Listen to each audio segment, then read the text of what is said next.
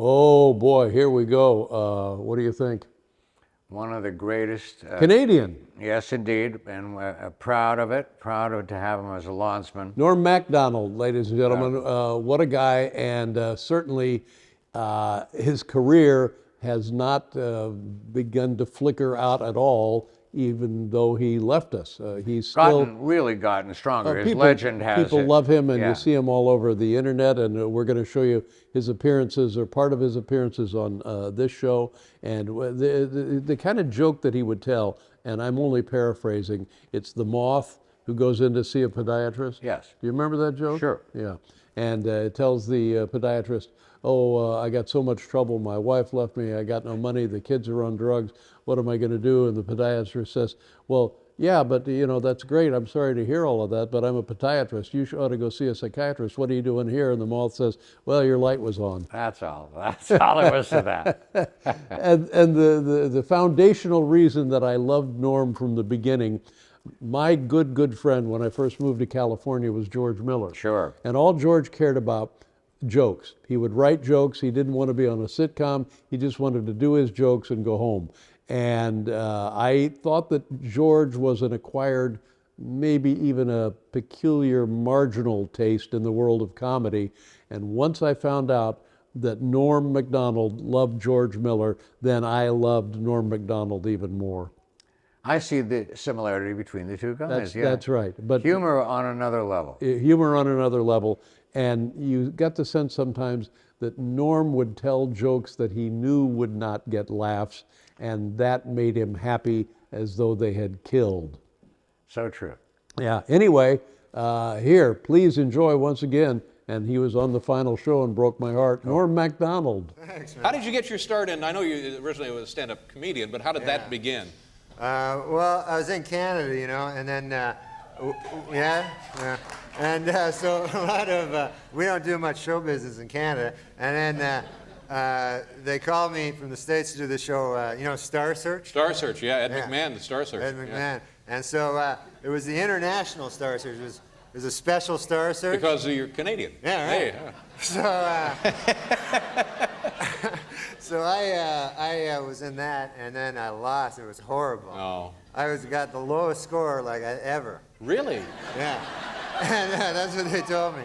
And so I was up against guys that were much more international. Like there was one guy, he was from Africa, and he had like a big robe and a hat, and then another guy from Australia, and he had a hat too, and then I just had like a jag and a little tie. Yeah, you needed the hat, sure. I didn't have a hat. So, and plus all my stuff wasn't funny. That didn't help. No, that's no. All the hats in the world won't help that.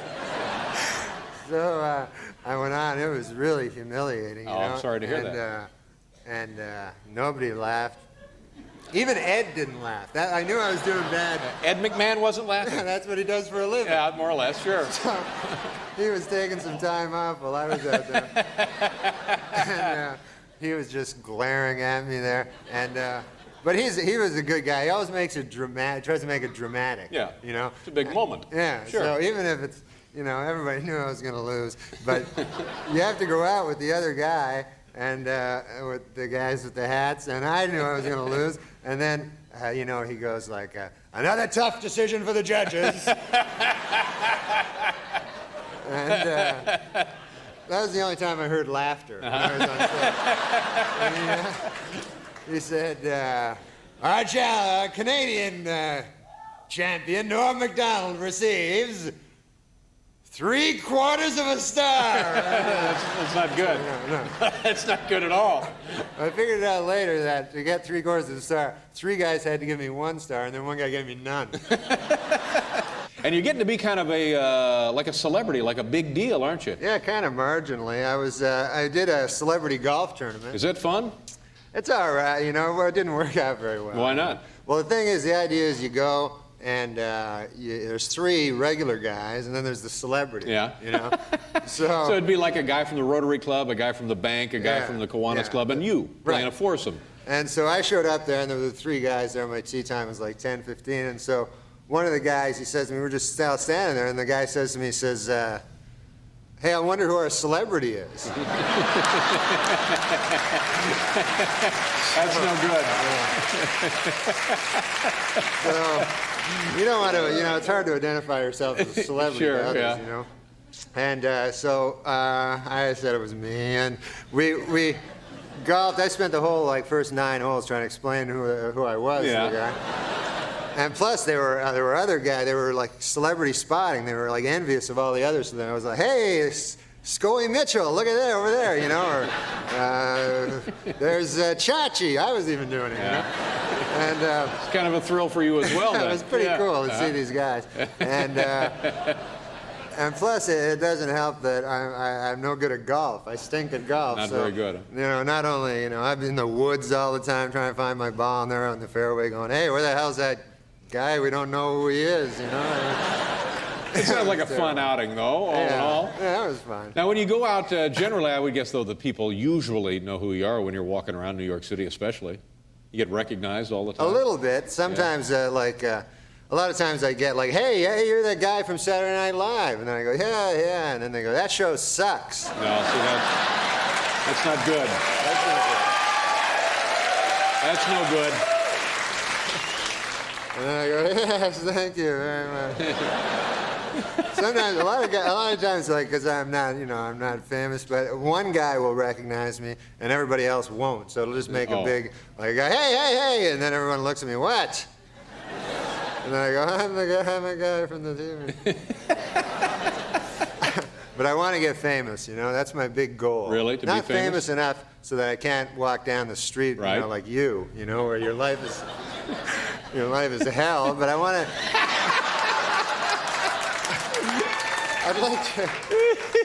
I'd like to get famous enough so that if I ever had problems with my liver or something, I could get another one quick. That kind of. You want to go to the top of the list. Yeah.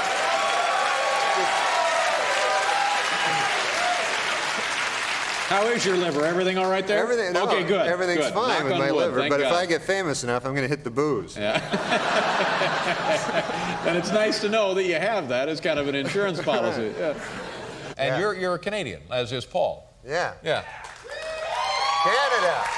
Is that where you began as a comedian? Yeah, I did stand-up in Canada, and man, that stinks. Really? Oh my God.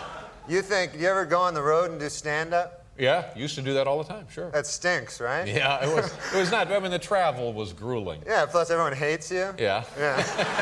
Oh, I didn't need to go on the road for that. But I remember this one gig I did. It was like, I call them a gigs. Yeah, sure, because you're in showbiz. Right. So it was in Red Deer, Alberta. You know where that is? Oh, yes. Well, every other place in the map. Part of that Red Deer Metroplex up there in Alberta. Yeah, it was just outside of Red Deer, and just outside of Red Deer. It was before I was hot. So I couldn't get Red Deer. So for those of them that didn't understand the first part. Yeah. So I was at this gig, and it was tough, Like the guy told me before I went on, he said, you got to do the whole hour. I had to do an hour. Gee, that's grueling. That's a long that time. Really is tough. And he said, if you don't do the hour, you don't get the check, Yeah. because a lot of people have been, leaving before the hour was over. And so I started doing my comedy, and everyone hated my guts. And so 10 minutes into it, if everyone hates your guts for the first 10 minutes, you're not going to win them over. It's discouraging. Yeah, you're not going to have a good other 50 minutes. No. So everyone hates me. So then after a whole hour of that, I have to host a joke contest, where I bring people from the audience A little up. talent show kind of thing. Yeah, and they tell their jokes. Yeah. So they go up and they're hostile towards me. Oh my God. So every guy, it would be like he would use me as like the butt of the joke. Yeah. You know what I mean? The guy would be going, okay, they have a mic there in their hands. Oh, that's what you're doing. Thank you, Norm. Thank you. And what would this be? Would this be a phone? Hello? Sometimes this isn't a mic. Some of my jokes. But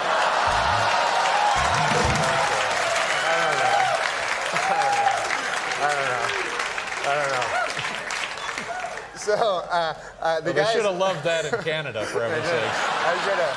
I should have used that. I wasn't that savvy at that point. But so the guy's up there. He's got the mic, you know, and he goes like, he's using me, everybody, you know. It would be going like, okay, folks, here's the joke. Okay, what's your name again? Norm. There's this fruit, Norm, you know, and they get a big laugh.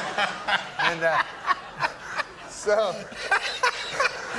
so everybody would be abusing me more. Finally, this guy comes up, you know, drunk, you know, and he goes, hey, Norm, you know, and I go, yeah. He goes, well, you want to see my impression of a whale? You know, and I go, yeah, that'd be good, you know.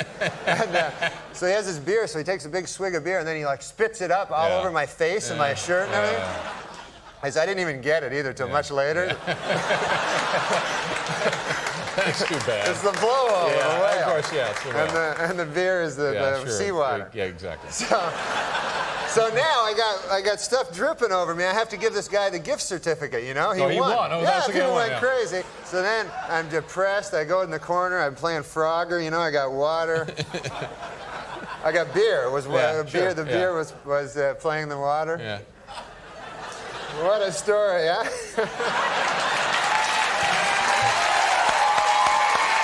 I want to become real famous, you know? Yeah. Real, like famous. Yeah. I want to be like you, you know, famous. No, I'm not. Like John Goodman. John Goodman, that's a famous guy. Yeah, John Goodman. But I'd say you're more famous than John Goodman. Really? Yeah. Well, all right. So I want to get that kind of fame where just, you know, people bug you all the time. And, you know, I'd like maybe a woman show up, figure me for her husband. You know, that kind of thing. That's what I'm looking for. All right, well, sure. But I get kind of I think I can make that happen.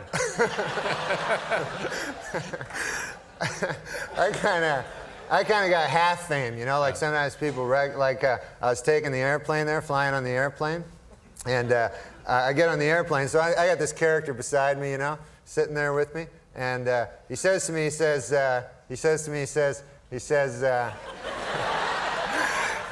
I really like you on the show there, Fred. He calls me Fred. Fred. Yeah. So he recognized me, but he thought my name was Fred. Yeah. So I figured, what the hell, it's a name, Fred, right? And so I go, yeah, thanks a lot. I don't want to go, hey, I'm not Fred, you know? So I go, yeah, thanks a lot. He goes, yeah, you're good, Fred. Keeps saying it, you know? So I go, thanks, man, thanks, that's good. No, I like you, Fred, he says to me. I go, yeah, okay, I get the idea. So I just keep talking to him. So then this other character comes out of the bathroom, you know? He had to go to the bathroom. And he's walking down the airplane aisle, and he sees me. He says, hey, you're that guy from the show. And I go, yeah. And he goes, what's your name? You know, so I go, it's Fred. You know, it's Fred. I can't, you don't want to upset the other guy. Right, I don't want to. The rest of you be explaining. Yeah. So the guy goes, yeah, he has a funny look on his face, right? He goes, yeah, what's your last name? So I go, I don't want to say McDonald in case the guy goes, no, it's Norm MacDonald. Yeah, that's then right. It'd be a tip-off for him, sure. So I go, Fred Kendall. I can say Kendall. Fred Kendall. Yeah, I just came out with Kendall.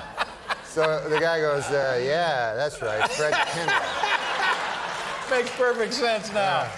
Oh, yeah, I had a great holiday, you know, and a Christmas and stuff, you know, and I got lots of good presents. That's nice. Actually, I got one present. You ever get a present like, you know, where there's a guy gives you a present that's a lot better than the one you gave to him? It's a little embarrassing, yeah. Yeah. I do it with Paul all the time. Yeah? So, you know, the guy gave me this guy, Fred Johnson, he gave me a whole laser disc system. Wow, that's great. And I got him one of them chia heads, you know? So I had opened mine first, you know, so I was like, oh, this is great. And then I knew he was going to open his and see the chia head, you know. So I was thinking fast, you know, So as he opened it, I said, yeah, that's not the only thing I got you. He goes, what else? I go, oh, I got you this check here for $500. Wow. I wrote that out. But Fred, if I know Fred Johnson, he'd probably enjoy that chia head, don't you think? Fred Johnson's a good man. Yeah. Do you have plans? Norm, we're only a few days into the new year. Do you have plans? Anything you'd like to see happen? Any resolutions? I have my resolutions. I always make resolutions. That's good. You know? Yeah. And I think that the big mistake people make when they make their resolutions is they overreach, you know? They make resolutions that they can't possibly... Set their goals too high. They set their goals too high, yeah. So then they're only setting themselves up for failure. Yeah. So what I do is Yeah. I do the opposite. I set my goals low, knowing that I will reach them. That's you right. know? And when you do, you check them off. I check them you out. feel So good about yourself. Right. Yeah. So I had 2 this year. One is I'm going to get a haircut. I know. I'll be able to do that. And the second one is I'm going to watch that TV show, Run Away with the Rich and Famous. Oh, those are your resolutions. Yeah. Yeah, good for you. So I know. You know what my other friend got me once? Steve Corrin, my other friend. He got me a cat once. Oh, is that a good thing to give somebody? That's a horrible thing, because then you got to take care of it for the rest of his life. That's right. You know? It's a commitment. It's a lifelong commitment. Yeah. And my cat, I had a horrible thing with it last summer. It had a heart attack. No.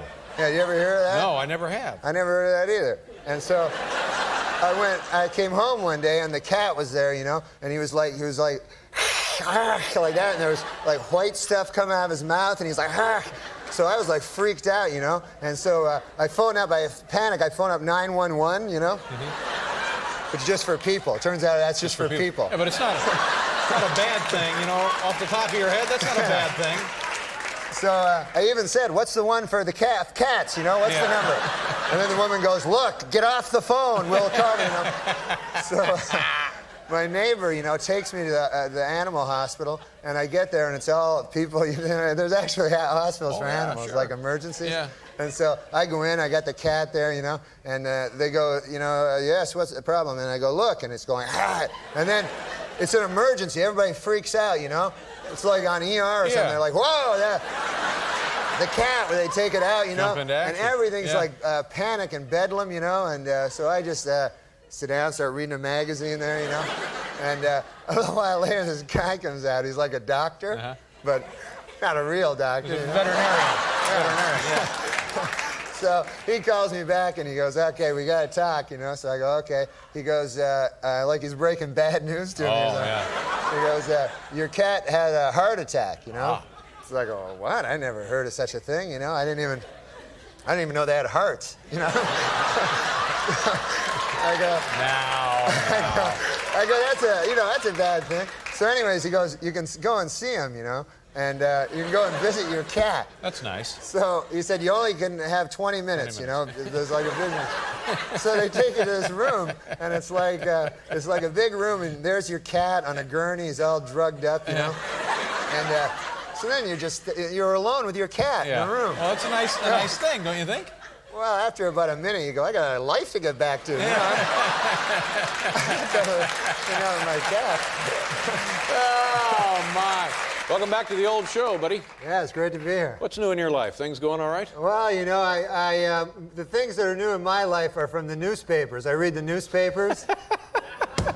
That's a good place. It's an excellent source of new material. Yeah. So every day I'm reading them. A lot of news stories. I read today that Dr. Kevorkian, you know, he killed his 41st patient the day before yesterday. And I don't know, but I think people should start to realize he's not a good doctor, you know, when you think about it. Yeah. Don't go to this guy. No. I'd kill less people than that. I'm not even a doctor, you know? I'd be a better doctor than him. Seems like it would be a blot on his record somehow, doesn't it?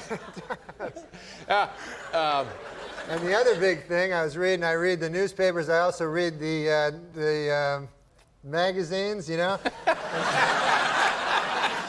The periodicals. Yeah, the periodicals. Yeah. And I was reading, I don't know if you read the cover of Time magazine, but they got the cover this week is a lady saying, I'm gay. Yeah. That's Ellen DeGeneres, I think. Yeah. But that's got to be a slow news week, a lady saying she's gay. That's a big story. I guess. Yeah. And, but it's brave of her, though. You know, it's brave. Yeah. It's brave Takes of her. a great deal of personal courage. Yeah. And I'll tell you what, I read just this morning that Richard Simmons now, to take it even further, he now is making a statement that he's really, really, really gay.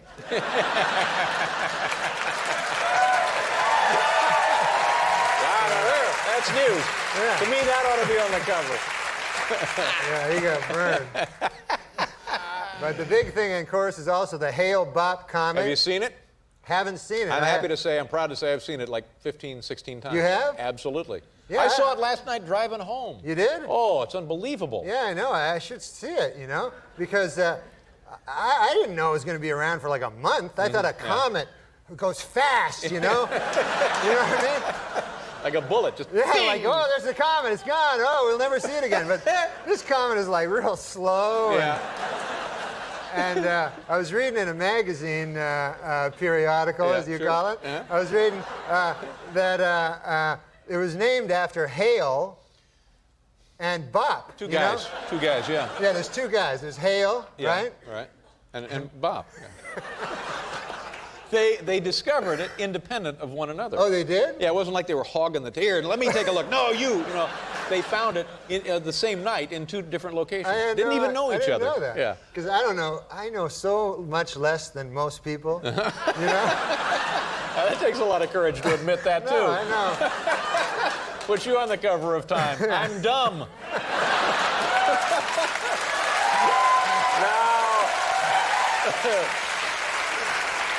It's not dumb because know. I don't know book learning. You know what I mean? No. But I know things Yeah. from the street. Yeah, You know exactly. what I mean? Like, but I. So anyway, the comet now. Have you not I seen haven't it? seen it. I don't know where. I know it's in the sky, but I haven't.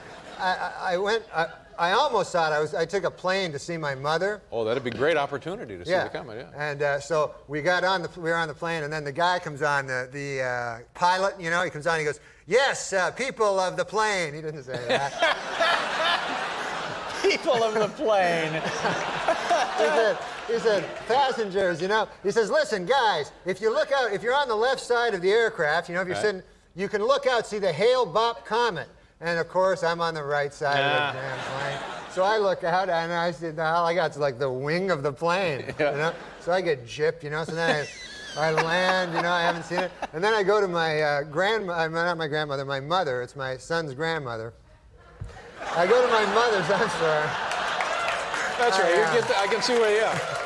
I am She is a grandmother. She's just not your grandmother. Right. Yeah. So I was with her, and she goes out on her balcony, you know, and she goes, oh, Norm, the Hale-Bopp comet is up in the sky. And I go, oh, man, I'm going to see that. But I was watching Rhoda. You know Rhoda? Yeah. And so I said, I'll be there in a minute. I'm watching. And then I fell asleep. Yeah. And I missed So it.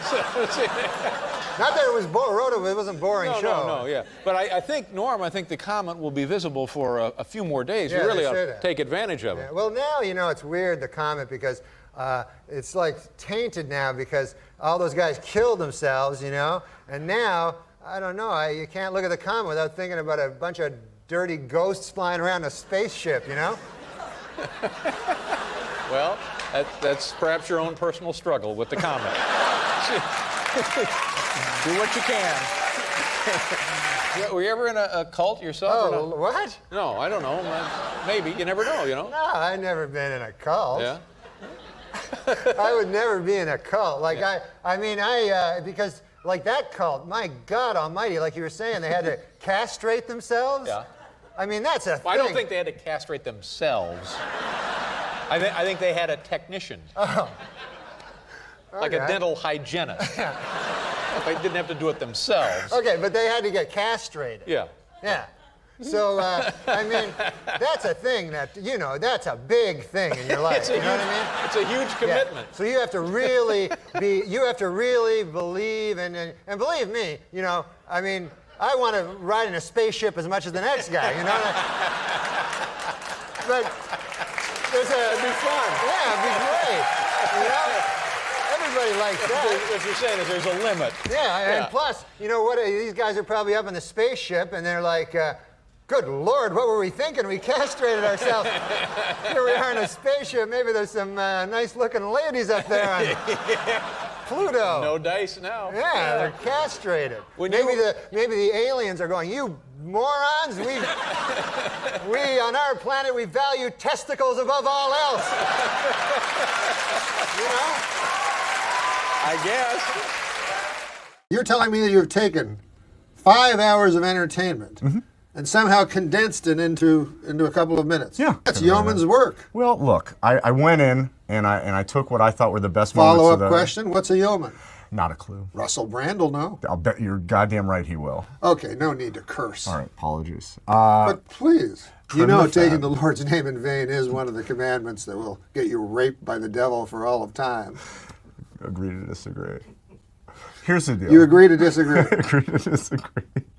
Well, you know my doctor, when I agreed to disagree, what he said? No. He said he refused to agree to disagree, which I thought was impossible. Until right Now, now. I've told you this before. I know. I said, because that's what I do at the end of an argument. I go, I guess we'll have to agree to disagree. Right. He said, no, I refuse. And he said, I will not agree to disagree. I will disagree. Right. And I said, what's the distinction? I thought there was no distinction between agreeing to disagree and disagreeing. I thought it was just two ways of saying the same things. He said no. He said it would be as unconscionable for him to say that he would agree to disagree as it would be if I was some sort of Holocaust revisionist. Right. You know? Of course. Are you going to bring up... And I said, are you going to bring up the goddamn Holocaust every time I go in to get my colonoscopy? I got a colonoscopy. Oh, good. He's an old man. He's Yeah, 96 and he has a tattoo. I told you this whole story. I know. I just wanted to agree to disagree because I don't know anything about Avid. I don't know anything about Yo. No, you agreed to disagree about taking the Lord's name in vain. Yeah, that too. God, you have the memory of a hummingbird. Okay, well, let's see now your montage. This is very exciting for me because I never got a chance to see it. I trimmed the fat. I think I got a nice short package here of all You the greatest trimmed the hits. fat. So Let's if take we a could, look. let's roll the clip of the first day of the Masters. Thanks for doing this. Yeah. Oh you my- should clutch your.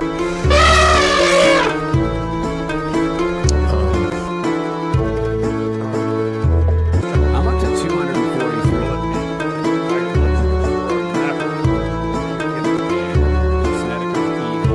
Everyone else. 6 under. This guy says you guys are really going at those sandwiches. That's kind of hard to dispute. His descriptions of the food.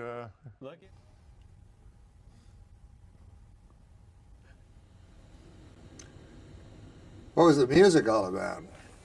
Thought it was a nice touch. It was good, right? Circus music.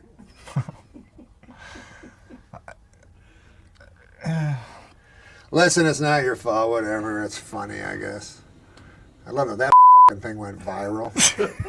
There's a good chance it might. I say to my doctor, Doc, what's going on? My doctor says, you are fat. I said, how fat am I? He said, you're so fat that if you don't stop, within a month you could have a heart attack or stroke. That's not funny. He's not a comedian. No. I was expecting a joke. You're expecting a joke Yeah, I thought it sounded like yours. from my I cardiologist? guess. What did we eat right before this podcast? You had tofu. It's tofu. Tofu. And then you had that thing that was red and green. It was a beet salad. Yeah. Yeah. What'd you have? I had 3 whole fried chickens. What else? Biscuits and gravy. And? I don't want to say that third thing. What else? What was the other thing? Whatever, lard. Exactly. I like lard because there's like a purity to it. And you know I grew up poor, you know? Frankly, I was just impressed that they carried lard at the place. You don't see that too often. Yeah, no, I brought that with me, a can of lard. That makes sense. But anyways, we're not here to talk about... Look, I feel for you, and I know what you're going through. I really do. I don't know if you knew this, but I used to be very large. I used to be really fat. You did, really? Yeah, very, very fat. Probably about 10 years ago, I gained a lot. You of are weight. 36. I'm 34. 34 years old. 34. And this Oh is my God. this is what I used to look like. That's Fathom right there. And That's you? that's me. Are you serious? Yeah. That was on a good day too. Is that like a fake picture? No, that's not a fake picture. So how old were you then? You were 24? Yeah, I was probably about 24, 25. And How much did you weigh? well, at that point, I think the largest I got up to was about 250. There I was probably about, I don't know, close, coming up on 250. Do I look like that fucking fat pig? Well, maybe not that fat. I mean, this is your future, Norm. It's your past. It's my past and your future. Sounds like a line from a Christmas Carol where Sounds like kid Dickens. fucks it all up. So that is so you were 24. Yeah. So when did you gain the weight? Well, I fluctuated a lot throughout my life, but How did you gain it? eating and not exercising. Would that be your natural weight, or do you have to fight that all the time? Well, yeah, I think I have to fight it to a degree. Yeah. And how did you lose the weight? Cocaine. Cocaine? Cocaine. Mostly, yeah, cocaine and other drugs, and very, very serious depression. That helps me a lot, Dr. Oz. So you think I should get into cocaine? Well, I mean, it worked for me. Whatever. All right. Well, I'll lose it. You know what I mean? You'll lose it. I'll lose it eventually. I know you will. I know You know will. why I started to gain the weight? I told you. I don't remember. I'm up 45 pounds, and it was for a role in a movie. That's right, it was. Anyways, whatever. What was the role for again? It wasn't a particular role, but I figured they always need a big fat guy in a movie. Turns out they don't.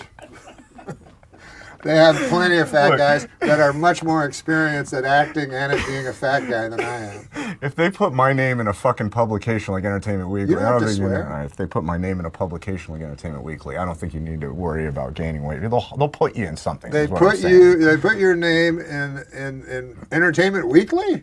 Yeah, we talked about this last week. Oh, we did? Yeah.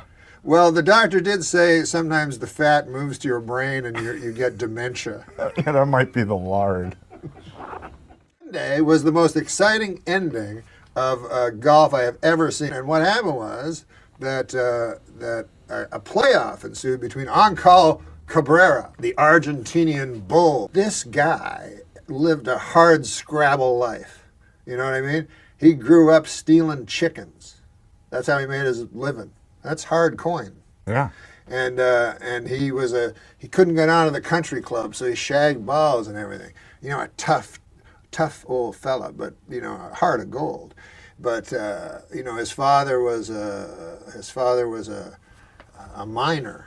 You know, and only 15, I think, at the time. Jesus. And he worked at some sort of factory. And anyways, his opponent was this rich kid, you know, this Adam Scott fella from Australia. Oh, from Step Brothers? No, not the actor Adam Scott, the professional golfer Adam Scott. What, are you retarded? So I know you're not retarded. But what are you, Down syndrome? But the point of it is this. It was a class warfare. Class warfare. Because these guys, they went into extra holes. And here it was this poor fella, this guy who grew up a peasant's son and had to take all kinds of hell from the Argentinian police, you know, trying to steal chickens for a living. Sure. Of course the police are going to get involved. Yeah. And who is he against? This kid that was born with a platinum spoon in his mouth. You know, this Adam Scott kid. And of course, the rich guy won. I didn't see that As at all. always, you didn't have to. You know how the script was going to have. An elephant is not fat. Can I agree to disagree on that? Or Yeah, you can agree. You know, I may have told you this, but my doctor's getting very rude. The last time I went to him, he said, "Open your mouth and say oink." I mean, I think we've come to the fact you need to find a new doctor. I need to find a new. This guy sounds like a real asshole. New internist. Why do you continue to swear? Well, I don't know. Just because you can doesn't mean you should. It's hard, isn't it? We're trying to. I like it because, like, any errors that occur, you just have to commit to history and relinquish. And I think that's a nice way to regard things, rather than being trapped in some perpetual quest for perfection that can never really be achieved. So live, I like it. For example, look at this. If this weren't live, someone would go, "Oh no, there's no water in his great big porcelain jug of nothingness." Yeah. And you know, there'd be a cut and some water. But now someone's going to have to walk into frame, give me water, and I'll enjoy that moment. It's funny they have not given you water. Or we'll have to, in a sort of a crisis, look, someone might even throw it. And that'll come in, and I get to catch it live. The gifts are all there. Yeah, so you like live. I like it better. Why did you think? You know, I I don't want to tell a story when you're the guest, but I didn't know. Can if you like, it don't make no difference. It doesn't make any difference. It's live. This is all just a little part of our life. This bit happens to be filmed. Yeah. I've never been with you before and heard We've a story. never met. It'd be nice for me to a hear few you tell a minutes ago. story. Well, I met Larry Flint, and I've met very few people. You're maybe, celebrities. You're maybe. I thought you just meant people. No, like no. you were like a boy from an experiment that they keep in a room with only horizontal lines in it and then release you into the world. Oh God, this new geometry.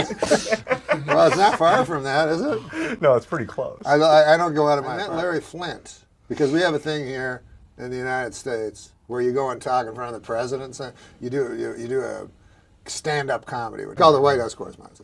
Anyway, the point of it is this: Larry Flint was there, right? So afterwards, I went up to Larry Flint, and I'm very uncomfortable around anyone's wheelchair or any sick person. You're worried about it. You don't know what to say. You don't know if to address it or not. Yeah, and I'm worried about my own mortality. You think it's almost infectious. Yes, I really do believe that they don't tell you how many contagious things there are.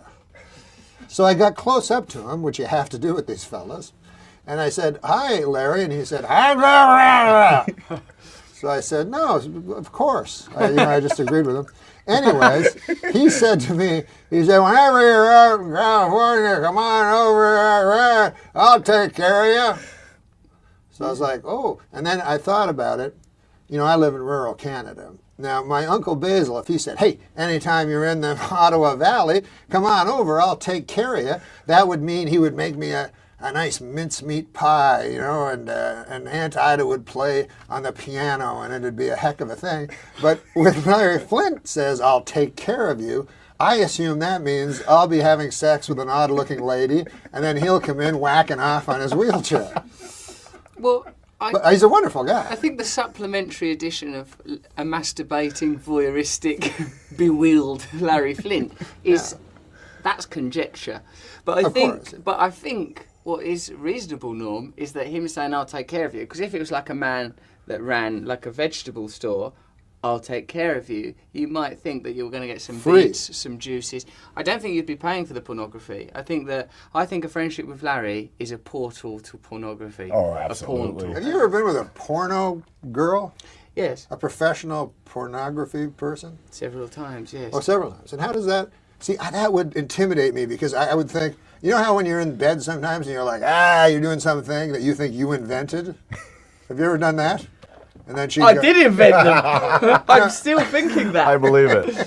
because oftentimes it might have just been the pornographer's girl's husband that actually invented it. Well, I don't know that the spouses of people in pornography are sexual pioneers. I imagine that they are like shuffling little eunuchs in the sex. They've married a person who's working in pornography. Yeah. If you're prepared to make that Faustian pact, where are you psychologically? Yeah, well, you'd go out with them. This is a casual interchange. That's not like, I'm making more of a commitment to you by sitting here. So I mean, it's not But like, is it a let's go challenge on a to you? voyage. Yes, but like for me, look, what you got to think of, don't see sex as some treacherous, deceitful, grubby little act. It can be that. But see it instead as, I see it as a beautiful confluence. And then women in pornography, if you treat them very, very, very lovingly and graciously, it awakens within them. In addition to their skill and their willingness to experiment, there's an incredible, joie de vivre, an incredible libido in its literal sense, life force that you can be accessed. I don't think be intimidated sexually unless it's by some sort of strata of being you don't typically want to have sex with, like a cow or a camel or, in my case, a man. Yes. That would be intimidating for me. I don't know how all of the orifices work. Yeah. I think that's exactly the same. With a camel. Yeah. Well, I'm an old chug of coal. I'm near 50. I'm on the same Viagra dosage that they give to the donkey at the second show in Tijuana. That's what my doctor How do you told know? me. He said that's what we use. Why are they Because have you prescribing it in such a responsible way? It's that terrible, detrimental act of bestiality. Don't give that donkey too much Viagra. We're not monsters. Right, they're going to fuck that human being for the entertainment of the children of God. I envy you because you have, obviously, you're a more enlightened person. See, I think of sex as a shameful, filthy act. Catholic, are you? No. Oh, where have you picked this up? I grew up that way, and On the farm, watching animals doing it in rural Canada. Sow, A moose being sow, ransacked against sow, some timber. sow, A sow. sow. They listen. We were pig farmers. They're not gracious creatures when it comes to conjugal matters. I've recently had an Worst interaction. oral sex you could imagine. Horrible gums, Yeah. sort of yellowing molars. I would never engage in sex with anything porcine. I see once. I went round a friend's house. They had a pig. They thought it was an angle. Yeah. I go. It's like, they goes, "Oh, the pig's coming out," and I could hear it. So this sort of desperate respiratory announcements preceded its arrival. It come out blind. It was. Shuffled out at me, and they went with a pig, and you'll know this being from the world of pig farming. They said never take a step back once that pig comes out, otherwise the pig owns the hierarchical status between the two of you. Yeah. In fact, take a step towards the pig. Never did I deny my nature more, I'm a vegetarian, than stepping towards this unholy looking creature. It is. I did it anyway. It is an unholy creature, for God's Ghastly. sakes. Jesus threw the demons in them and let them go over the cliff. Jesus thought that they were simply a receptacle for demons. And then even then, get them over a cliff. It wasn't like let them live in the barnyard full of demons. Got rid of them, executed them. So for me, I got no... as a vegetarian, I love all of the animals, but pigs... I will tell you my idea about vegetarian. First of all, let me say, I once saw a video, and I don't search out these videos, but you know when guys show them to you? They go, you'll want to see this. And you're like, Jesus. And then there's no one seeing it, you know. But it was a guy a pig having sex with a lady. I've seen that. And They have prehensile penises, don't They do. Like corkscrews. It's like their penis is its own independent entity trying to get away from the pig, which all of us can identify with. Ghastly little But I creature. felt sorry for the pig, because here's the pig having sex with a beautiful woman, then they throw him back in the sty, you know? You know what I'm saying? It's like a cruel thing to do. It's like the midpoint of trading places. It's a very unfair thing to do that. Yeah. Yeah. Ralph good Bellamy would analogy. be. Do you actually think that they would like a man's sperm? A human. A human being's sperm? A woman? Well, who? A woman. A woman would like a man's sperm. Well, yeah, she's been biologically programmed In her through mouth? millennia. Not necessarily through her mouth, but I think there's a point where a little bit of deviation from the linear realms of sex is okay, mate. But when you sort of take a big radical turn But in your eating mouth, pig like, cum, isn't that stuff like living? Isn't that like aren't those animals, little tiny tadpoles or something? I didn't know it was going to have to get this deep. All right, then. Yeah, they're like little tadpoles, but like, you know, the cells in the woman's mouth, the woman's basically the same genetic material as us anyway. I mean, it's only a confluence, you know, an interaction of mammalian material. Now, you could argue, well, so is it with the pig. But there's an important 1 or 2% of genetic difference that I think has to be observed in conjugal matters between species. That's my position. I agree with you completely. But a human being, I think anything that you do But sexually... what do you think is wronger? Wrong in... More wrong. What would you think is more wrong? Having sex with a child, human being, or an adult pig? Like, you've got to do one. That's the You got to options. do one, yeah. You're on a deserted It's island. not me, it's some hypothetical You're person. on a deserted Russell island Brand with a am single tree. elevated. It's You're not on a- me, it's this person called Doug. Yeah, Right? yeah, Doug exactly. is on this island. Doug Ugh. is on a deserted Doug island. probably went there because he likes both of these options. Yeah. He swam there. What? There's an island with a pig and a kid. How do I get there? Swam there with an erection, used his penis like a killer whale tail, lashing his way to the island. How old are you? Well, hold on a minute. That's non sequitur. What? I do it with look.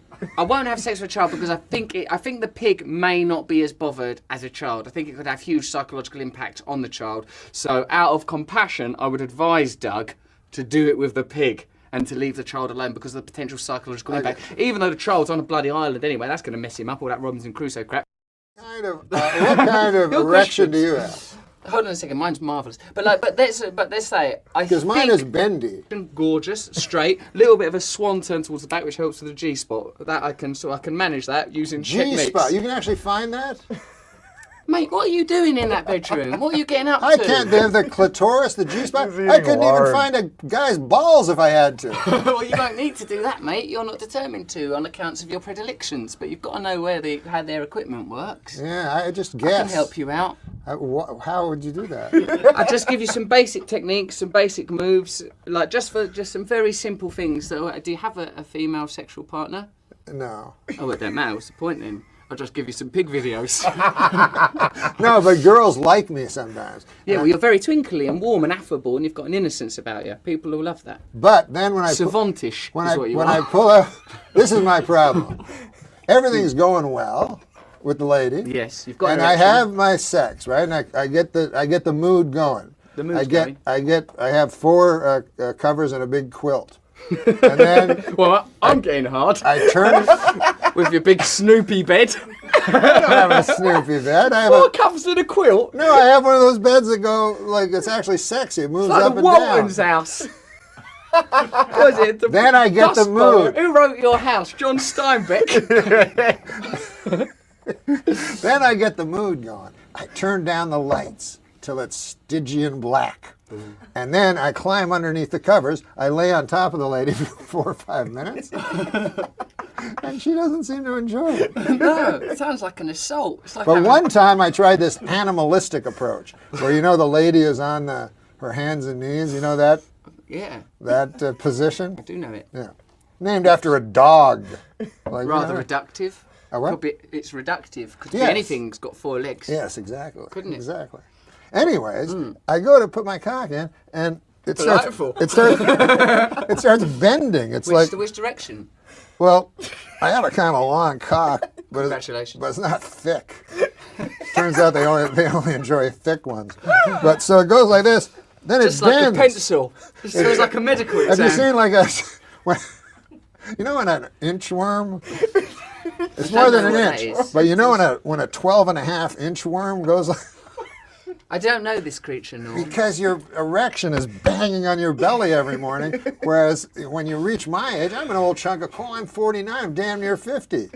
I've seen more sunsets than I'm going to see. Let's be honest, guys. That if they do something, they're out of show business. Something bad. Yeah. Not bad, but you know what I mean. Something controversial. And yet, every step of the way, it seemed to have propelled your career further upward.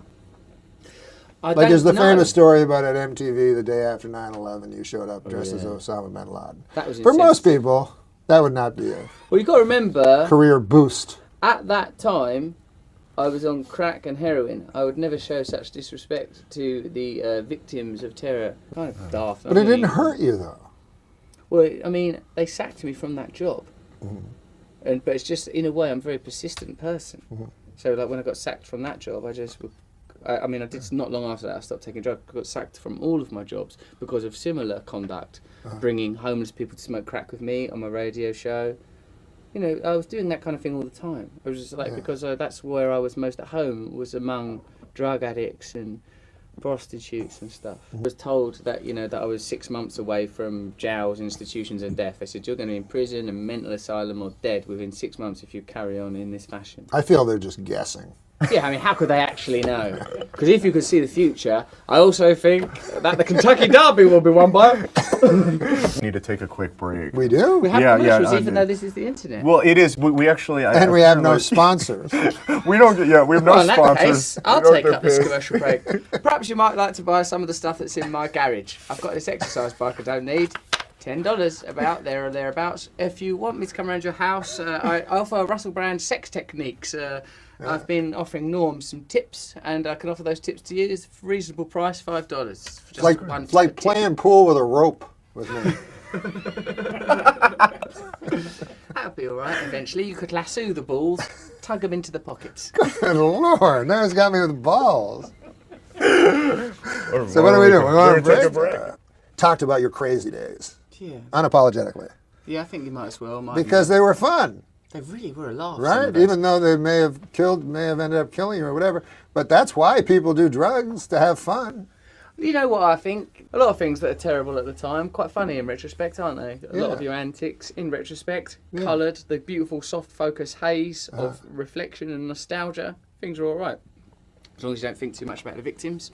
Like some people say, like, was that guy self-destructive about a guy that does drugs or alcohol? And I've known guys that done drugs and alcohol, you know. And What, you don't do the old drugs or alcohol? I don't know, because I'm too frightened. You mustn't, Norm, because you describing your bedroom like that, the addition of crack cocaine to that scenario, I don't think would be a helpful one. I think it would help. I'll tell you something, because I never drank. I would go to bars, Russell, when I was young and handsome. I was handsome when I was young, 45 pounds ago. And I would go to bars, and there's a certain social thing about booze. And everybody would be like, plus you can get away with a lot more. Like I notice guys pawing women, you know, like, ah, and they'd take it, they go, ooh, and I go, hello ma'am, how are you? Can I take my you know, and it wouldn't I like work. your version. But it would never work. Oh, I'd go, ma'am. oh ma'am, when we get home, maybe I take my trousers off, and it wouldn't work. So I started to pretend to be a drunk. Oh, how did it go? I'd go like, ah, they'd let me paw them. You could pour them when you're drunk. Yeah. It's a different frequency altogether. Yeah. No, I see, I see. You get Now, away Adam with- Egret here is Hello, Adam. is a Hey, recovering it's Egret. We've known each other Egret. for Adam like 8 Egret. years. He's right. His name is Adam Egret. He must know. I call him Egret because my mother used to do crossword puzzles, and she'd Egret came up a lot. It's some sort of Can't bird. call people things because it came up in a crossword puzzle. That's just its own thing. That's true. Don't let everything in your life cross-pollinate That's true. into a bizarre matrix of data. My mum used to do crossword covers. You're changing your name. But Adam here is a recovering alcoholic. Yeah. Yeah, 10 months. 10 months. Yeah, I don't know. I don't know how you do it. Well, obviously it's much easier for you, but it's hard. It's hard for me. I got to learn how to get into maybe meditation or something because it's just. That's what Russell does, meditation. Yeah. Meditate. I need to learn how to get into something because it's it's not getting any easier. Oh, to be come on, honest. mate. It is getting a bit easier. It's better than when you was drinking or taking drugs, is it? No. It feels great to be sober, but you know. No, you used cocaine as a weight loss tool. Yeah, in a sense. I mean, I didn't say I'm going to take cocaine to lose this weight. It just sort of happened. Because you wouldn't be able to do that on the telly in an advert late at night, would you? No. I lost this amount of weight in just this many days. Right. By using this contraband substance that's destabilizing Latin America. Guys, that if they do something, they're out of show business. Something bad. Yeah. Not bad, but you know what I mean. Something controversial. And yet, every step of the way, it seemed to have propelled your career further upward. Like there's the famous story about at MTV the day after 9/11, you showed up dressed as Osama bin Laden. That was For most insensitive. people, that would not be a Well, you got to remember, career boost. at that time, I was on crack and heroin. I would never show such disrespect to the victims of terror. Kind of daft. But it didn't hurt you, though. Well, I mean, they sacked me from that job. But it's just, in a way, I'm a very persistent person. So, like, when I got sacked from that job, I did not long after that, I stopped taking drugs. I got sacked from all of my jobs because of similar conduct. Bringing homeless people to smoke crack with me on my radio show.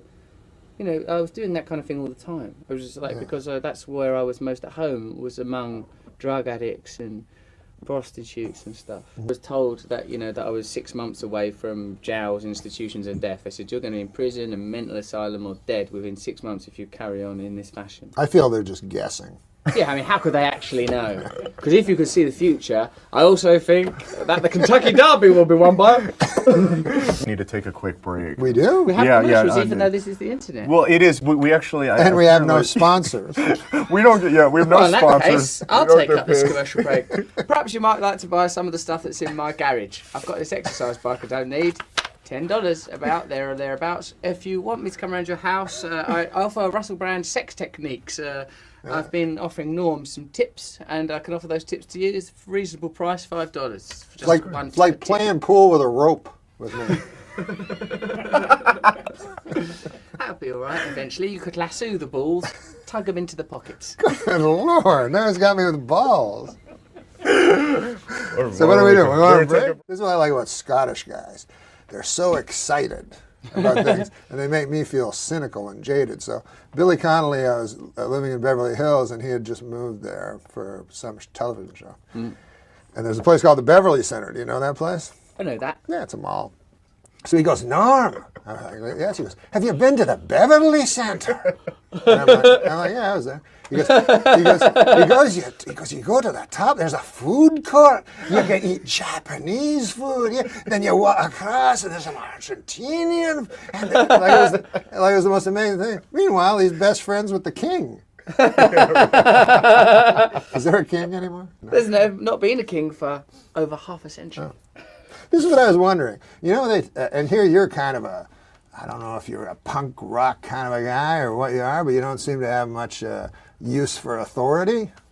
Now, Egypt has the Egypt Spring, and they're like, we got to get rid of this guy. He owns half the money in the country. I mean, right? Let's get together on Facebook and we'll storm the palace. I feel in England, the people here in this room could get in there and take. The Queen has all the money.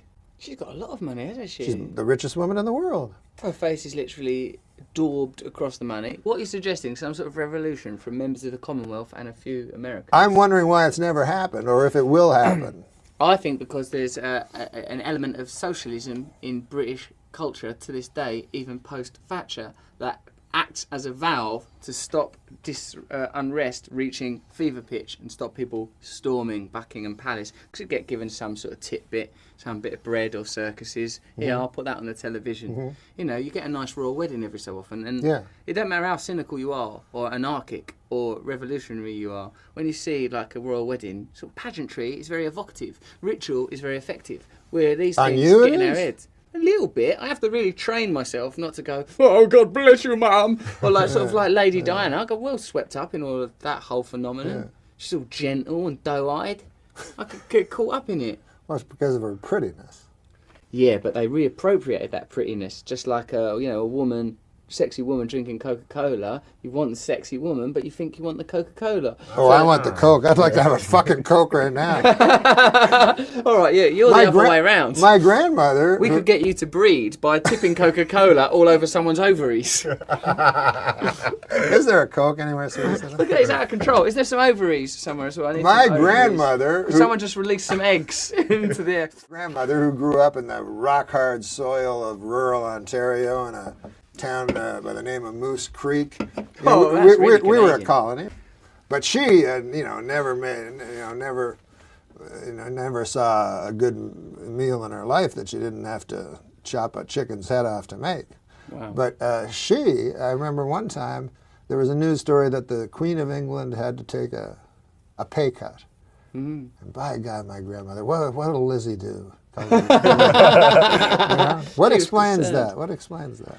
Well, I suppose a royal has been designated as God's anointed representative on earth, much the same as a pope. So you place their well-being and their safety and their significance above your own. I mean, in a way, it's a useful metaphor, isn't it? Because otherwise you're taking your own life seriously, your own frailties, your own flaws, getting stuck in traffic and irritated. If you can just focus on the majesty of the Queen, the splendour, the pageantry, rolling down a red carpet and whatnot, it makes you feel like, oh, at least that's all okay. So the idea of that being attacked, it's almost like God's potency has somehow been diminished. The Queen very briefly, you could see that the look in her eyes was a woman like, I'm getting fucking past this geezer, double quick. Was born the Dalai Lama, right? Yes, he was. Because explain to the folks at home how he was chosen. What happens is, if you, like the Dalai Lama, one dies, you've got a Dalai Lama, he dies, you've broken one, now you've got to get another one. So the most prominent monks of the Tibetan Buddhist community all come together, meditate by a sacred lake and do some ritualistic burnings, and they are led by smoke and by dreams to where the new Dalai Lama will reincarnate. They go to the village and they talk to all the boys that have been born that are aged between 0 and 2. They take with them artefacts that belonged to the previous Dalai Lama. In the case of the current Dalai Lama, they took a walking stick and I think some kind of shirt or something, and apparently the new Dalai Lama Plus, this time it's personal, see that walking stick and say, I'll have that. It was on it like a bonnet. Bang, give us that, that's mine. And they went, oh, here he is, Dalai Lama's back. So then they take him off, they inculcate him in the ways of Buddhism and that. And now, yet, if I said that in a child abduction hearing... He recognised this stick. I seemed very happy to make its acquaintance. I did all I could. Just give me back Gerald. Sex drive with your aging. You've got to somehow try and devote that sexual energy to higher things, but it does like to park itself vaginally. I Sure must say. does. Because you're so creative, so it takes away from your creative. Do you think it does? Well, you only have so many hours in a day. Right, yeah, I suppose so. Are you going to be writing Bookie Wook 3, or are you going to be trying to seduce Kate Middleton? Bookie Wook 3 will be more of a success if I do seduce Kate Middleton. Oh, that's true. It all works together. I nicked her. She was pregnant. She didn't give a monkey. She came with me like I was Gypsy Davy out of a Woody Guthrie song. She came with me all pregnant. We just galloped off on a stallion. She didn't care. We just wore leather gloves and ate by a campfire. I'm vegetarian, love. I'll have Somebody to have a told me jacket you were take. with Posh Spice. What does that mean? I don't know. I was a Posh Spice. Oh. No, He was Old Spice. Is that an old joke? It has to be. Must be, mustn't it? Has 'Cause it's to like be. such a easy amalgam. It must have been done, Norm. We can't be pioneers here on this country. Is there any thought funk? I lived in I would go to the bar at noon. That's too early. This is what happened to me once. You want to hear a sex story? Sure. I went to a strip bar at noon. So I was sitting there drinking a beer. No one there. How was the vibe? Yeah, flat. No one there except the stripper. So the stripper, she's dancing for me. But you can hear the sound of her shoes on the floor. It's Yeah. grim. It's real. So she's talking to me because it's too embarrassing not to. And then between songs, I'm buying her $12 beers and so forth. And it's about 1 o'clock. This is in Winnipeg, Canada. 40 below, very cold. And she says, "Let's go have sex." Lovely. Best possible outcome. Yeah. So I say, fine and dandy. Now, I'm living with a girl, though. So I say, well, I can't do I'll that. go there. So what about you? Oh, she's living with a guy. Oh. And it doesn't matter what color he is, but No, it doesn't. no. But it was a frightening color. Really? It's a colour with connotations to you, a man that grew up in rural Canada. Exactly. I had never seen that color. What was he? On the A skin. jagged purple man. He A wa- zebra creature. He was an Indian. Well, they're very peaceful folk. I mean, prejudicially. There's Yeah, if different they're not types of holding a Indian. tomahawk. So I'm scared, So she's like, but let's go in the parking lot where I have a Trans Am. This is how old I am. It's odd because it's both sort of desperate but somehow glamorous. Yes, it seems sort of sexy. But it was 40 below. So we get out there. Now she's wearing a big, giant parka with a She's hood. a different woman now. Yes, now her body, you can't see it. So we get in the blinding sun of Winnipeg, the whiteness of the snowbanks. And we're in the inner Trans Well, it's about Am. 1 o'clock now Yes. in the afternoon. About 1 o'clock, 2 o'clock. And we're in the Trans Am, and she puts her head down on my bag thing, Now, I can't even, all I see is a big hood. I don't even know if it's a lady. I'm trying to do my best. I'm trying to remember what she looked like 20 minutes ago. Trying to conjure up the recent memory Yeah. of a sexual Yeah. thrill Yeah. while sex is happening. Yeah. While sex is happening, it was like my cock was being sucked, but I had no idea. It's like an Arctic experience. It was like Empire Strikes Back, Hoth Battle Gear blowjob. Like when they're in the snow planes, what value is the fellatio? I've never seen those films. You've got to see the Star gotta Wars see films, it. Norm. Yeah, They're an yeah, important yeah. part of your culture. I thought saw that's- one, and then everybody made fun of it, and I was like, I thought it was the greatest thing I ever saw. It was the one that everybody made fun with Jar Jar Banks. Jar Jar Banks. You were out of alignment. you missed were it. out of alignment Fish with the were eating contemporary other view. fish. It was amazing. Hey, Life of Pi, though. What do you think of that? I don't know. I mean, it seems nice. I don't know. So I was tired of that. Air stewardess syndrome, where you talking to an air stewardess. It's Yes. not on a domestic American flight where it's the aged come shuffling towards you with a fistful of crap. No, it's like a transatlantic flight where the stewardesses still retain some sort of hey, it's the 60s style glamour. You chat them up. They come to your hotel later, but they're no longer the glorious creatures that were pottering up and down them aisles, all sort of trim and twinkly and providers. They're now wearing sort of velour or things like you've described. I see, right. It's a real breakdown. Right. So I think what we have to analyse is our expectations and the psychological component. What are we looking for in these fleeting sexual encounters, be it in a Trans Am or in an aeroplane? Well, I thought we toilet? were just looking for that 4-second issue. It's amazing, that 4-second issue, for that 4 seconds, all of that effort, all of that. And look at the disparity between the two selves. Me, either side of the orgasmic canyon, I'm a different man. Before I come, I'm a mighty You're Superman. dragon lord. I'll do anything in that situation. But like the other side of Clark Kent. I'm Clark Kent. I think that those two people, me before sex and after sex, if they were actually two different individuals, they wouldn't be able to live in the same house. But they've got to live in the same head. So how can we survive with this dichotomy, Norm? That is how very can interesting. You know where I noticed that? What do you call the syndrome? Air stewardess syndrome. I see that air stewardess syndrome at its most stark at the end of a stripper's set. She'll be crawling towards you, and then as soon as the song stops, she's just picking up her underwear. What are you looking at, buddy? Can't they keep it going? Ooh, I'm getting my underwear. I'm going back into the locker room. I'm crying inside. Troubled starlet Lindsay Lohan isn't letting a little thing like rehab stop her from living it up at Coachella Music Festival in Indio, California on Friday night. Yes, yes. Now, Adam, you were there. Am I correct? I was watching the Masters, of course, but I probably wouldn't have gone anyway. I'm not much for that acid rock. Yeah, well, the copper-haired starlet looked ready to party in her midriff-bearing short-crop white striped top and sexy black ankle boots. She added a gray jumper around her waist and had a heavier black jacket slung over her forearms in case she got a little cold later. Oh, well, it's good to see that tight clothes don't stop her circulation. Seems the tighter the outfit, the more she circulates. He suspended fighter Matt Mitrione last week after he called a fighter who underwent male-to-female gender assignment surgery a lying, sick, sociopathic, disgusting freak. Yeah. You know who the real freak here is, right? The person with the closed mind. Yes. I say a mind works like a parachute when it's open. That's when it works best. Justin Bieber has caused outrage after leaving a tasteless comment in the guest book at the Anne Frank House in Amsterdam. Justin Bieber went to the Anne Frank House. Yeah.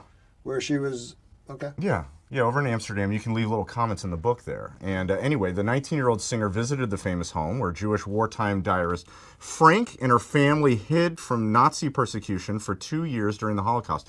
After spending an hour touring the home on Saturday, Bieber wrote a message in the guest book. Now listen to this. He wrote, "Truly inspiring to be able to come here. Anne was a great girl. Hopefully, she would have been a believer." Yeah. Now, see, I knew about this story. And I know a lot of folks on the social media are upset with his hypothetical statement and his atrocious grammar, and they wish that Justin Bieber would be the one to die of typhus at the notorious Bergen-Belsen death camp. What do you think, folks? Tell us next week on Norm MacDonald Live. Good night, everybody. Thanks, Adam. Thank you for watching, everyone. For updates, subscribe right here. How you feeling? You all right? Somebody told me you had the flu or something. Oh, no, I'm all right. How do you do, by the way? I'm fine. Fine. You don't have the flu? You weren't feeling? I heard you were a little under the weather. Had a cold or something? I was a little bit sick, you know. I went to the doctor. I was going to the doctor, you know, because I'm worried. When you're sick, you go to the doctor? Yeah, or even when I'm not. What? Yeah, that's right. Even when I'm not, I'm worried. I'm like, maybe today I'll get like bowel cancer or something, you know, like I get concerned. No, I swear, that might sound weird, but there actually is no such thing. I checked in a medical dictionary. But I go to this doctor, and he gives me, like, they always give me these crazy things. And so he said, I want to, like, test out your body fat. Yeah. You know? Mm-hmm. Meanwhile, I'm a really skinny guy. Yeah. Like, my whole life I've been skinny. I've been self-conscious about it, you know? Conscious. Right. And I always had problems with those words. I always thought conscience I know. was It's conscious. fine. Don't worry about it. This is not an elevator with Shriners, so just relax. So the guy, I said, I don't need no body fat thing, man. I'm a really skinny guy. So he puts these calipers on me, you know, and he tests me out. Comes back, turns out I'm fat as well as skinny. Seems unlikely, doesn't it? He explained it to me. I'm skinny, but also fat. Like I'm bones and then fat. Yeah. Around the bones. I have a horrible body.